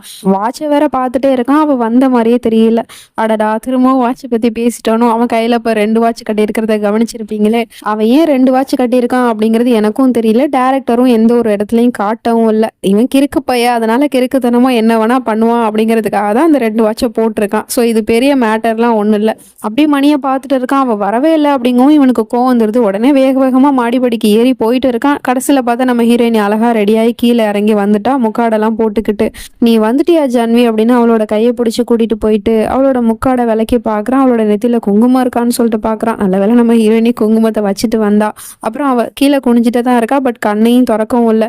ஜான்வி, நீ எவ்வளோ அழகா இருக்குன்னு தெரியுமா? ஆனால் ஏன் நீ கண்ணை மூடிட்டு இருக்க? கண்ணை திறந்து என்ன பாருமா அப்படிங்கிற மாதிரி சொல்லிட்டு இருக்கான். அவள் கண்ணை திறந்து பார்க்க கூட விரும்பல. நீங்க பாருமா, அவனோட புருஷனை பாரு அப்படின்னு சொல்லிட்டு அவளோட முகத்தை நிமித்துறான். அதுக்கப்புறம் நம்ம ஹீரோயினியை வேற வழியே இல்லாம அவனை பார்த்துட்டு இருக்கா. நீ எவ்வளவு அழகா இருக்க தெரியுமா? அந்த வானத்துல இருக்கிற நிலாவை விட உன் முகம் தான் அழகா இருக்கு அப்படிங்கிற மாதிரிலாம் சொல்லிட்டு இருக்கான். அதுக்கப்புறம் அவனோட அந்த ஃபேவரட் சாங்கை ப்ளே பண்ணி விட்டுட்டு திரும்பவும் நம்ம ஹீரோயினியை வலுக்கட்டாயமா இழுத்து இழுத்து பிடிச்சிக்கிட்டு டான்ஸ் ஆடிட்டு இருக்கான். அதுல நம்ம ஹீரோயினிக்கு சுத்தமா விருப்பமே இல்லை. இருந்தாலும் இவன் கட்டாயப்படுத்தி இதெல்லாம் பண்ணிட்டு இருக்கான். அதுக்கப்புறம் நம்ம ஜான்வி கிட்ட ஒரு விஷயத்த சொல்றான். ஜான்வி, இன்னைக்கு நமக்கு கல்யாணம் ஆயிடுச்சு. இந்த நாள்ல நான் உங்ககிட்ட ஒண்ணு கேட்பேன், அதை நீ எனக்கு கொடுப்பியா அப்படிங்கிற மாதிரி கேட்குறான். என்னதை கேட்க போறான் அப்படிங்கிற மாதிரி நம்ம ஹீரோயினி பார்த்துட்டு இருக்கான். எனக்கு நம்மளோட பையன் திரும்பவும் வேணும், நீ என்னோட பையனை எனக்கு பெத்து கொடுப்பியா அப்படிங்கிற மாதிரி கேட்குறான். உடனே நம்ம ஹீரோயினிக்கு பயங்கரமான ஷாக்கா இருக்கு. அப்ப என்ன எண்ணத்துல இவன் நம்மளை இப்படி ரெடியாகி வர சொல்லியிருக்கான் அப்படிங்கிறதே இப்பதான் நம்ம ஹீரோயினிக்கு புரியுது. உடனே அவனும் அப்படியே செந்துக்கா பொண்டாட்டியை தூக்கிக்கிட்டு மாடிக்கு போயிட்டு இருக்கான். அப்படி தூக்கிட்டு ரூமுக்கு வந்ததுக்கு அப்புறம் நம்ம ஹீரோயினி பழச நினைச்சு பார்த்துட்டு இருக்கா. இவன் ஒரு தடவை நம்ம ஹீரோயினி கிட்ட பலவந்தமா நடந்துட்டு இருந்தான்ல, அதை நினைச்சு பார்த்துட்டு இருக்கா. அப்போ மாமியாரும் தடுக்கிறதுக்கு போறாங்க. அதுக்குள்ள இவன் கதவை சாத்திடுறான். அங்கேருந்து ஓடி வந்து கடவுள்கிட்ட அழுது புலம்பிட்டு இருக்காங்க. நீங்க ஏன் ஜான்வியை திரும்பவும் சோதிக்கிறீங்க? எப்படியாவது என் பையன்கிட்ட இருந்து, அந்த ராட்சசன் கிட்ட இருந்து அவளை எப்படியாவது காப்பாத்துங்க கடவுளே அப்படிங்கிற மாதிரி அழுது புலம்பிட்டு இருக்காங்க. அதே சமயம் இங்க இவனும் ஜான்வி கிட்ட ரொம்பவே அத்துமீறி நடந்துட்டு இருக்கான். அவளுக்கு விருப்பம் இல்லாமலே அவளை தொடுறதுக்கு ட்ரை பண்ணிட்டு இருக்கான். அப்படி இப்படின்னு சொல்லிட்டு நம்ம ஹீரோயினி கூட ரொமான்ஸ் பண்ணிட்டு இருக்கான். அப்ப அம்மா கதவை தட்டிட்டு இருக்காங்க. இந்த அம்மா இருக்காங்களே, ஒரு நிமிஷம் இரு ஜான்வி அப்படின்னு சொல்லிட்டு கதவை திறந்துட்டு திட்டிட்டு இருக்கான். உங்களுக்கு என்னதான் பிரச்சனை? எதுக்காக வந்து டிஸ்டர்ப் பண்ணிட்டு இருக்கீங்க அப்படின்னு சொல்லிட்டு கேட்குறான். அது வந்துப்பா, புது வாழ்க்கையை ஆரம்பிக்க போறேன்னு சொன்னல, சாஸ்திர சம்பிரதாயம் படி இந்த பாலை நீ குடிச்சிட்டு தான் ஆரம்பிக்கணும் அப்படிங்கிற மாதிரி சொல்லிட்டு கொடுத்துட்டு போயிடுறாங்க. அவனும் தேங்க்யூ சொல்லிட்டு அந்த பாலை வாங்கிட்டு நம்ம ஹீரோயினிக்கு கொடுக்க போறான். அவ வேணாம் அப்படிங்கிற மாதிரி தலையாடிட்டு இருக்கா. உனக்கு வேணும்னா என்ன ஜான்வி, நான் குடிக்கிறேன் அப்படின்னு சொல்லிட்டு அந்த பாலை எடுத்து அப்படியே முடக்குன்னு குடிச்சிட்டு இருக்கான். அப்புறம் நம்ம ஜான்விக்கு அவன் ஃபர்ஸ்ட் நைட் அன்னைக்கு பண்ணான் இல்லையா, கரப்பாம்பூச்சி எடுத்து பாலில் போட்டு குடிச்சான் இல்லையா, அதை நினைச்சு பார்த்துட்டு இப்போ அவன் குடிக்கிறத பார்க்கும் போது அப்படியே வாமிட் வர மாதிரி இருக்கு. என்ன ஜான்வி, ஏன் நீ இப்படிலாம் பண்ணிட்டு இருக்க? சரி வாமா அப்படின்னு சொல்லிட்டு திரும்பவும் அவ கூட தப்பா நடந்துக்க பார்த்துட்டு இருக்கான். அவன் ஒவ்வொரு தடவையும் தொடும் போது நம்ம ஹீரோயினிக்கு பழசெல்லாம் தான் ஞாபகத்துக்கு வந்துட்டு போகுது. இவகிட்ட ஒரு தடவை பலவந்தமா நடந்துட்டு இருந்தான் இல்லையா, இப்போ அதே வேலையை தான் திரும்பவும் பண்ணிட்டு இருக்கான். அதனால நம்ம ஹீரோயினிக்கு இதெல்லாம் அவன் பண்றது எதுவுமே கொஞ்சம் கூட பிடிக்கவே இல்லை. எல்லாத்தையும் சகிச்சுக்கிட்டு அப்படியே படுத்துட்டு இருக்கா. அவனும் ரொமான்ஸ் பண்றங்கிற பேர்ல ஹீரோயினி கிட்ட என்னென்னமோ பண்ணிட்டு இருக்கான். அப்ப திடீர்னு அவனுக்கு என்ன ஆச்சுன்னு தெரியல, அப்படியே தலை சுத்துற மாதிரி இருக்கு, மயக்கம் வர மாதிரி இருக்கு. அப்படியே நம்ம ஹீரோயினை விட்டு எழுந்திரிச்சிட்டு என்ன நடக்குது எனக்கு அப்படிங்கிற மாதிரி தலையை பிடிச்சிட்டு உட்காந்துருக்கான். அப்புறம் கொஞ்சம் கொஞ்சமா எழுந்திரிச்சு நடக்க பாக்குறான். ஆனா அவனால நடக்க முடியல, கீழே விழுந்துடுறான். அதுக்குள்ள மாமியார் வந்து கதவு தட்டிட்டு இருக்காங்க. ஜான்வி சீக்கிரமா வாமா, வந்து கதவு தர அப்படிங்கிற மாதிரி. இவனும் கீழே விழுந்துட்டு எழுந்திருக்க முடியாம கிடக்குறான். நம்ம ஹீரோயினை போய் கதவு திறக்கிறா. உனக்கு என்னாச்சுமா, நீ நல்லா இருக்கல, சரி வாமா இங்க இருந்து போலாம் அப்படின்னு சொல்லிட்டு கூட்டிட்டு போயிட்டு இருக்காங்க. இவன் ஜான்வின்னு கத்திட்டு இருக்கான். அங்கிருந்து வெளியே வந்து அவளுக்கு ஷாலை கொடுத்து கையில பேக்கை கொடுத்து கார் சாவியும் கையில எடுத்து கொடுத்துட்டு இங்க இருந்து வாமா போயிடலாம், இதுக்கப்புறமா இவன் கூட இருக்க வேணா, இவன் ஒரு ராட்சசன், உங்ககிட்ட இருந்து அந்த கடவுள் தான் அவனை காப்பாத்திருக்காரு, வாமா போலாம் அப்படிங்கிற மாதிரி கூப்பிட்டுட்டு இருக்காங்க. நம்ம ஜான்வியும் அந்த வீட்டை விட்டு காலடி எடுத்து வைக்கும் போது அவன் வீட்டுக்குள்ள கூட்டிட்டு வந்ததை ஒரு தடவை நினைச்சு பார்த்துட்டு இதுக்கப்புறமா இவன் கூட வாழ்றதுல பிரயோஜனம் இல்லைங்கிறது தான் ஆல்ரெடி முடிவு எடுத்துட்டா இல்லையா, அதனால இப்போ எந்த ஒரு தயக்கமும் இல்லாம அங்கிருந்து வெளியே போயிடுறான். இதுக்கப்புறம் நம்ம ஜான்வி இந்த வீட்டுக்கு வரப்போறதும் கிடையாது. அது ஏன் அப்படின்னு பின்னாடி உங்களுக்கு தெரியும். அங்க இருந்து கார் வரைக்குமே வந்துட்டாங்க. அங்க வந்து கார் சாவியை கையில கொடுத்தா, அம்மா நான் கார் ஓட்டணுமா, என்னால முடியாதுமா, எனக்கு சரியா கார் ஓட்ட தெரியாது அப்படின்னு சொல்லிட்டு இருக்கா. இங்க பாரு ஜான்வி, இதை விட்டா வேற வழியே இல்லை, இன்னைக்கு நீ இங்க இருந்து தப்பிச்சாகணும்னா இது மட்டும் தான் வழி, நானும் வேணா உன் கூட வரேன், நீ பயப்படாதமா அப்படிங்கிற மாதிரி சொல்லிட்டு காரை ஓட்டு சொல்லிட்டு இருக்காங்க. அதுக்குள்ள அவனும் அந்த பக்கம் ஜன்னல் நின்று கத்திட்டு இருக்கான். ஜான்வி இங்க இருந்து போகாத, இங்க இருந்து போனேன் அப்படின்னா நான் உன்னோட மொத்த குடும்பத்தையே அழிச்சிடுவேன், பாத்துக்க ஜான்வி அப்படிங்கிற மாதிரி மிரட்டிட்டு இருக்கான். இந்த நிலைமையில கூட எவ்வளவு துமுற அவனுக்கு அப்படிங்கிற மாதிரிதான் இருக்கு. அந்த ஜன்னலை போட்டு அடிச்சுட்டு இருக்கான். கையில வர பிளட் வந்துட்டு இருக்கு. குடும்பத்தை பார்த்து மிரட்டவும் நம்ம ஜான்விக்குமே ரொம்ப கோவம் வந்துருது. போதும் விராஜ், வாயை மூடுங்க, இதுக்கப்புறம் நான் உங்க கூட இருக்க மாட்டேன் அப்படின்னு சொல்லிட்டு கார் எடுத்துட்டு அங்க இருந்து கிளம்பிடுறா. கார் எடுத்துட்டு கிளம்பிட்டா கேட்டு கிட்ட வாட்ச்மேன் வந்து நின்றுட்டு இருக்காரு. உடனே நம்ம ஜான்வி காரை ஸ்டாப் பண்ணிடுறா. என்ன பண்ணிட்டு இருக்க ஜான்வி, காரெல்லாம் ஸ்டாப் பண்ணாத, இங்க இருந்து போறதை தவிர வேற வழியே இல்லம்மா, நீ படிக்க போமா பாத்துக்கலாம் அப்படிங்கிற மாதிரி சொல்லிட்டு இருக்காங்க. அப்ப அந்த வாட்ச்மேனும் தடுத்து நிறுத்துறதுக்காக அங்க வரல, கேட்டை ஓபன் பண்றதுக்காக தான் வந்திருக்காரு. கேட்டை ஓபன் பண்ணி அவரே வழி அனுப்பி வைக்கிறாரு. அவருக்கும் ஒரு நன்றியை சொல்லிட்டு 2 பேரும் அங்க இருந்து கிளம்பிடுறாங்க. இவனுக்கு இங்க இருந்து பயங்கரமான கோவம் வந்துருது. ஜான்வி நீ எப்படி போவ அப்படிங்கிற மாதிரி பார்த்து கத்திட்டு இருக்கான். அந்த வாட்ச்மேனும் அவனை உள்ள வச்சு கேட்டையும் சாத்திட்டு சாவியும் தூக்கி தூரமா போட்டுட்டு உன் வேலையும் வேணாம் ஒண்ணு வேணாம் போடா அப்படிங்கிற மாதிரி கிளம்பி அங்க இருந்து போயிடுறாங்க. அந்த வீட்டுக்குள்ள மாட்டிக்கிட்டு வெளியே வர முடியாம தவிச்சிட்டு இருக்கான். அந்த ரூமுக்குள்ளேயே மாட்டிக்கிட்டான். கதவை வேற வெளியே சாத்திட்டு போயிட்டாங்க போல. அங்கேயும் இங்கேயும் உளுந்து கீழே பறந்துட்டு இருக்கான். அப்பதான் அங்க பால் கிளாஸ் இருக்கிறத கவனிக்கிறான். அதை பார்த்துதான் அப்பதான் அவனுக்கு ஒரு யோசனை வருது. அப்ப இது எல்லாமே அம்மாவோட சதிதான் அப்படிங்கிற மாதிரி. அந்த பால் டம்ளர்ல அப்படி என்னத்தை கலந்து கொடுத்தாங்க அப்படிங்கிறது தெரியல. இவனால எழுந்திருச்சு நடக்க கூட முடியல. எப்படியாவது இங்க இருந்து வெளியே போயாகணும் அப்படின்னு சொல்லிட்டு அந்த ரூமோட கதவையே உடைச்சிடுறான். அங்கிருந்து ஹாலுக்கு வந்து அங்க தண்ணி இருக்கு. அந்த தண்ணியை ஃபுல்லா குடிச்சிட்டு இருக்கான். தலையில வர தண்ணி எல்லாம் எடுத்து ஊத்திக்கிட்டு இருக்கான். அப்போ தூக்க மாத்திரை தான் கலக்கி கொடுத்துருக்காங்க போல. அங்கிருந்து தட்டு தடுமாறி வந்து கார் சாவி தேடிட்டு இருக்கான். கார் சாவி கிடைச்சிருச்சு. இப்ப இங்க இருந்து வெளியே போகணும். ஆனா இன்னுமே அவனுக்கு அந்த தூக்கம் கலையல. அதனால என்ன பண்றதுன்னு யோசிச்சுட்டு இருக்கும் போது அங்க டைனிங் டேபிள்ல காஃபி பவுடர் இருக்கு. அந்த காஃபி பவுடர் எடுத்து அப்படியே வாய் ஃபுல்லா கொட்டிக்கிட்டு இருக்கான். ஒருவேளை காஃபி பவுடர் குடிச்சா, காஃபி பவுடர் சாப்பிட்டா தூக்கம் கலையுமோ என்னமோ தெரியல. அதையும் கையில எடுத்துக்கிட்டு கார் வரைக்குமே கிளம்பி வந்துட்டான். ஜான்வி உன்னை நான் சும்மா விட மாட்டேன்டி அப்படிங்கிற மாதிரி சொல்லிட்டு காரை எடுத்துட்டு அப்படியே வேகமா அந்த கேட்டையே உடைச்சிட்டு வெளியே வந்துட்டு இருக்கான். இவளும் இங்க கார்ல வந்துட்டு இருக்கா. பட் மெதுவா தான் வந்துட்டு இருக்கா. ஜான்விக்கு அந்த அளவுக்கு டிரைவிங் தெரியாது இல்லையா. அதனால அப்ப அவங்க சொல்றாங்க, இங்க பாருமா, நீ இப்ப நேரா வந்து அவனோட அம்மா வீட்டுக்கு போயிடு. அங்க போய் நம்ம அவங்க கிட்ட எல்லா உண்மையும் சொல்லிடலாம். நானும் வந்து சொல்றேன், நான் சொன்னா அவங்க நம்பித்தானே ஆகணும் அப்படிங்கிற மாதிரி சொல்லிட்டு இருக்காங்க. உடனே இவ அந்த வீட்டோட ஃபுல்லா குடும்பத்தையே கொளுத்தி விட்டான் இல்லையா, அதை நினைச்சு பார்த்துட்டு இல்ல நான் என்னோட குடும்பத்துக்கிட்ட போக மாட்டேன், நான் அங்க போறதுனால அவங்களுக்கு தான் ஆபத்து, அதனால நாங்க போக மாட்டோமா அப்படிங்கிற மாதிரி சொல்லிட்டு இருக்கா. இல்லம்மா, நீ அங்க போய் தான் ஆகணும். ஒருவேளை நீ அங்க போகாம வேற எங்கேயாவது போன அப்படின்னா நேரா வந்து உன்னோட குடும்பத்தை பிடிச்சி வச்சுக்கிட்டு ஒன்னு அங்க வர சொல்லுவான். எப்படி பார்த்தாலும் உன்னோட குடும்பத்துக்கு ஆபத்து தான். அதனால நான் சொல்றதை கேளு, நம்ம இங்க இருந்து அங்க போவோம். ஃபர்ஸ்ட் அவங்க கிட்ட உண்மையை சொல்லிட்டு அவங்களே நம்ம கூட கூட்டிட்டு போயிடலாம், எங்கேயாவது கண்காணாத இடத்துக்கு போயிடலாம் அப்படிங்கிற மாதிரி சொல்லிட்டு இருக்காங்க. உடனே நம்ம ஹீரோயினியும் அவங்க வீடு இருக்கிற இடத்துக்கு காரை திருப்பி போயிட்டு இருக்கா. அதே சமயம் இவனும் காஃபி போடுற வாயில தூக்கி போட்டுக்கிட்டு செம கொலவரியோட துரத்தி வந்துட்டு இருக்கான். இவனுக்கும் தோணுது கண்டிப்பா ஜான்வி அவளோட வீட்டுக்கு தான் போயிருப்பா அப்படின்னு சொல்லிட்டு செம ஃபாஸ்டா வண்டியை ஓட்டிட்டு வந்துட்டு இருக்கான். கொஞ்ச நேரத்துல நம்ம ஹீரோயினி கிட்ட நெருங்கி வந்துட்டான். அந்த காரை பார்த்த உடனே ஜான்வி, காரை நிப்பாட்டு, எங்க போயிட்டு இருக்க நீ, என்னை விட்டு உன்னை போக விட்டுருவனா, ஒழுங்கு மரியாதை ஒரு ஓரமா காரை நிப்பாட்டு அப்படிங்கிற மாதிரி சொல்லிட்டு கத்திட்டு வந்துட்டு இருக்கான். அதுக்குள்ள இவங்களும் இங்க ஜான்வி கிட்ட சொல்லிட்டு இருக்காங்க, அவன் சொல்றதெல்லாம் காதுல வாங்காதமா, நீ வேகமா போமா அப்படிங்கிற மாதிரி சொல்லிட்டு இருக்காங்க. நம்ம ஜான்வி இவங்கிட்ட இருந்து எப்படி தப்பிக்க போறான்னு தெரியல. அவனும் பின்னாடி வந்துட்டே இருக்கான். அப்ப கையில வச்சிருக்க காஃபி பவுடர் வேற சரியா போயிடுச்சு போல. அதை வாயில கொட்டிட்டு தான் இவ்வளவு நேரம் டிரைவ் பண்ணிட்டு வந்தான். இப்போ இவனுக்கு தூக்கம் சொக்க ஆரம்பிக்குது. அப்படியே கண்ணை மூடிட்டே வண்டி ஓட்டிட்டு வந்துட்டு இருக்கான். அதுக்குள்ள நம்ம ஜான்வி யூட்டர்ன் எடுத்து வேற பக்கம் போயிட்டு இருக்கா. அது தெரியாம இவன் நேரா போயிட்டு இருக்கான். அதுக்கப்புறம் இல்ல, நான் அப்படி தோல்வியை ஒத்துக்க கூடாது, எப்படியாவது ஜான்வியை பிடிச்சாகணும் அப்படின்னு சொல்லிட்டு தூக்கத்தையும் கழிச்சிட்டு அவன் படிக்க டிரைவ் பண்ணி ஓட்டிட்டு இருக்கான். அதுக்குள்ள இங்க நம்ம ஜான்வி இந்த பக்கம் வந்துட்டு இருந்தா இல்லையா, அப்போ எதிர்த்தாப்புல ஒரு லாரி வந்துருது. அந்த லாரியை பார்த்ததுமே மாமியார் தான் ஸ்டேரிங் இந்த பக்கம் வளைச்சு ஒரு வழியா காப்பாத்திட்டாங்க. அந்த லாரி மோதல. பட் என்ன மிஸ்டேக்னா அவங்க வந்து ஒரு பள்ளத்துக்குள்ள வண்டியை விட்டுட்டாங்க.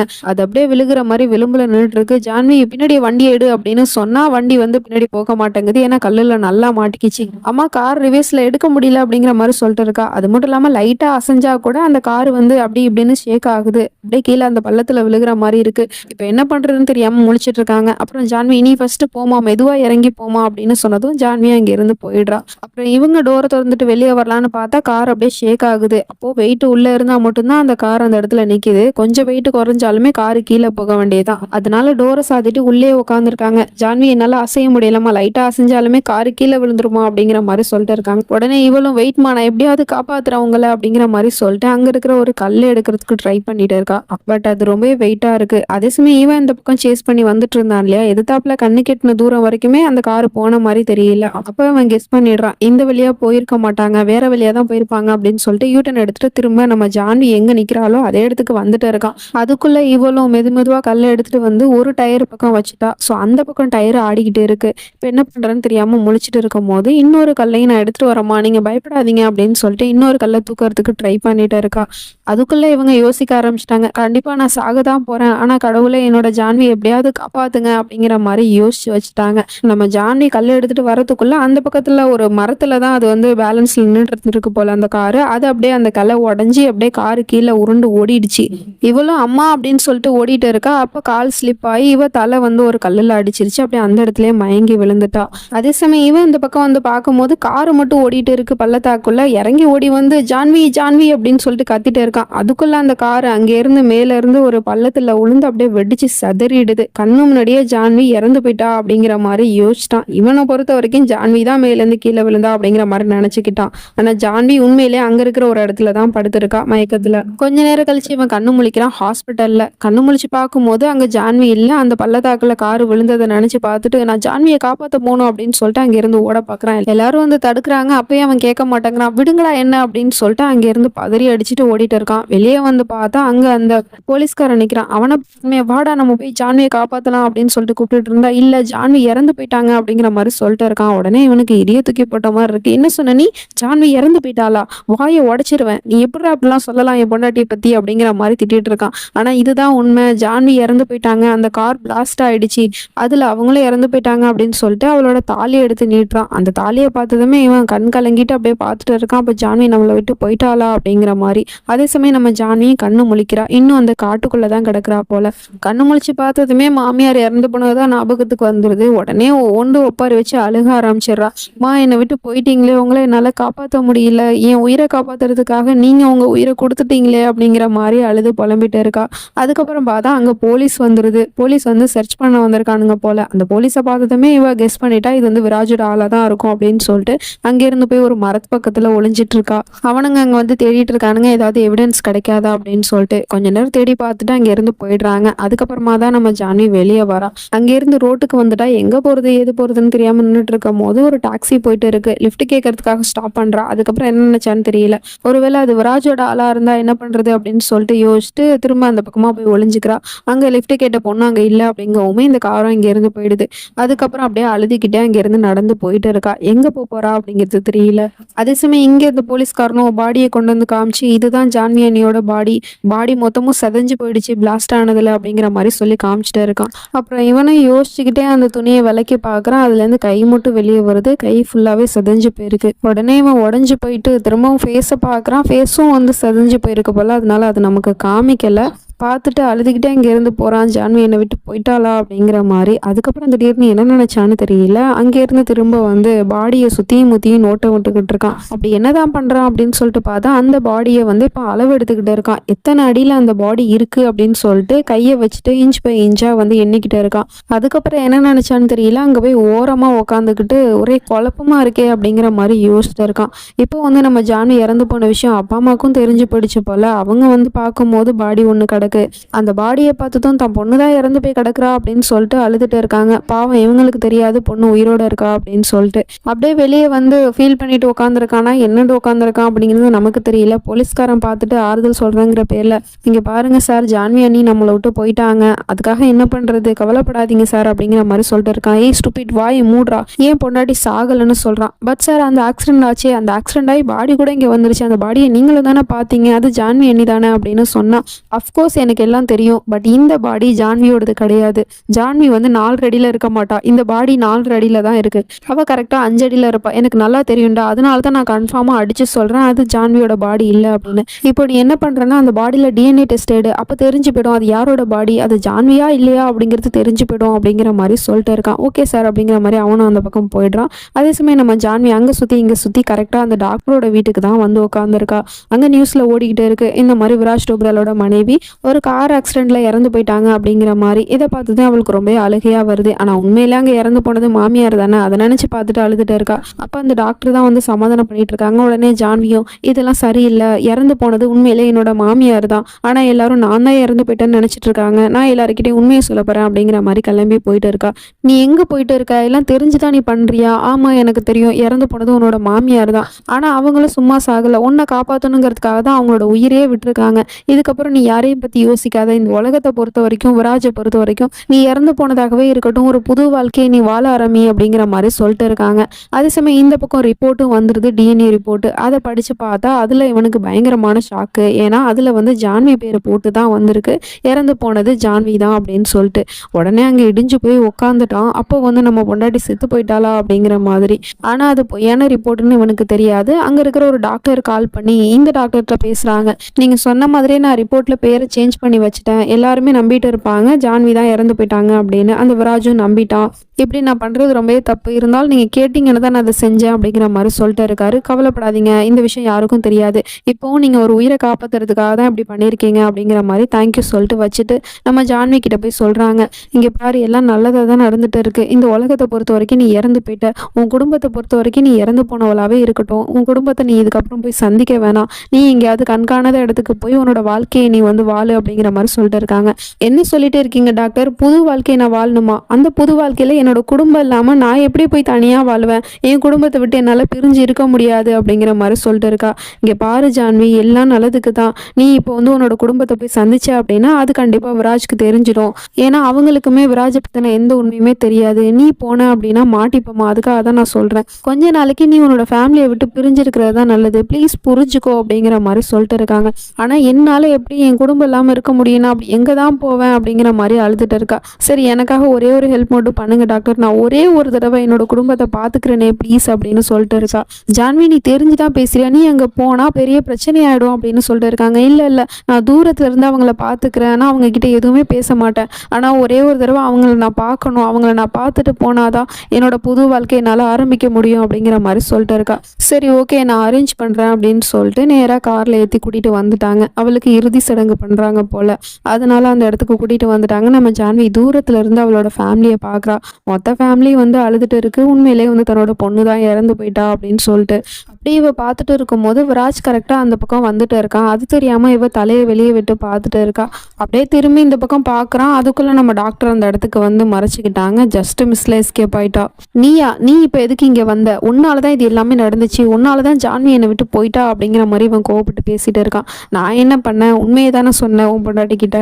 அது மட்டும் இல்லாமல் உன் கூட வாழ்கிறதுக்கு அவள் சாகுறதே மேலு, அதான் மேலே போயிட்டா அப்படிங்கிற மாதிரி சொல்லிட்டு இருக்காங்க. உடனே அவனுக்கு கோவம் வந்துடுது. மைண்ட் யுவர் வேர்ட்ஸ், என்ன பேசிட்டு இருக்குன்னு தெரிஞ்சு தான் பேசுறியா? நீ மட்டும் அன்னைக்கு வாயை திறக்கல அப்படின்னா இதெல்லாம் நடந்திருக்காது. ஜான்வி என் கூடவே இருந்திருப்பா அப்படிங்கிற மாதிரி சொல்லிட்டு இருக்கான். பகல் கனவு காணாத, என்னைக்காவது ஒரு நாள் அது தெரிய தான் போகுது. இப்போ அந்த ஃபேமிலிக்கும் தெரிஞ்சு போச்சு, நான் சொல்லிட்டேன் அப்படின்னா என்ன பண்ணுவேன் அப்படிங்கிற மாதிரி கேட்டுட்டு இருக்காங்க. அதை பற்றிலாம் எனக்கு கவலை கிடையாது. ஜான்வியே போயிட்டா அப்படிங்கும் போது அந்த ஃபேமிலியை பற்றி நான் ஏன் கேர் பண்ணிக்கணும்? அவங்க என்ன வேணா நினச்சிக்கிட்டோம், என்ன வேணா பண்ணட்டும் அப்படிங்கிற மாதிரி திமிரா பேசிட்டு அங்க இருந்து போயிடுறான். இது எல்லாத்தையும் ஜான்வி கார்ல இருந்து பார்த்துட்டு தான் இருக்கா. இதுக்கப்புறம் என்ன நடக்க போகுது அப்படிங்கிறதெல்லாம் நம்ம நெக்ஸ்ட் பார்ட்ல பார்த்து தெரிஞ்சுப்போம். அது வரைக்கும் பை ஃப்ரெண்ட்ஸ்.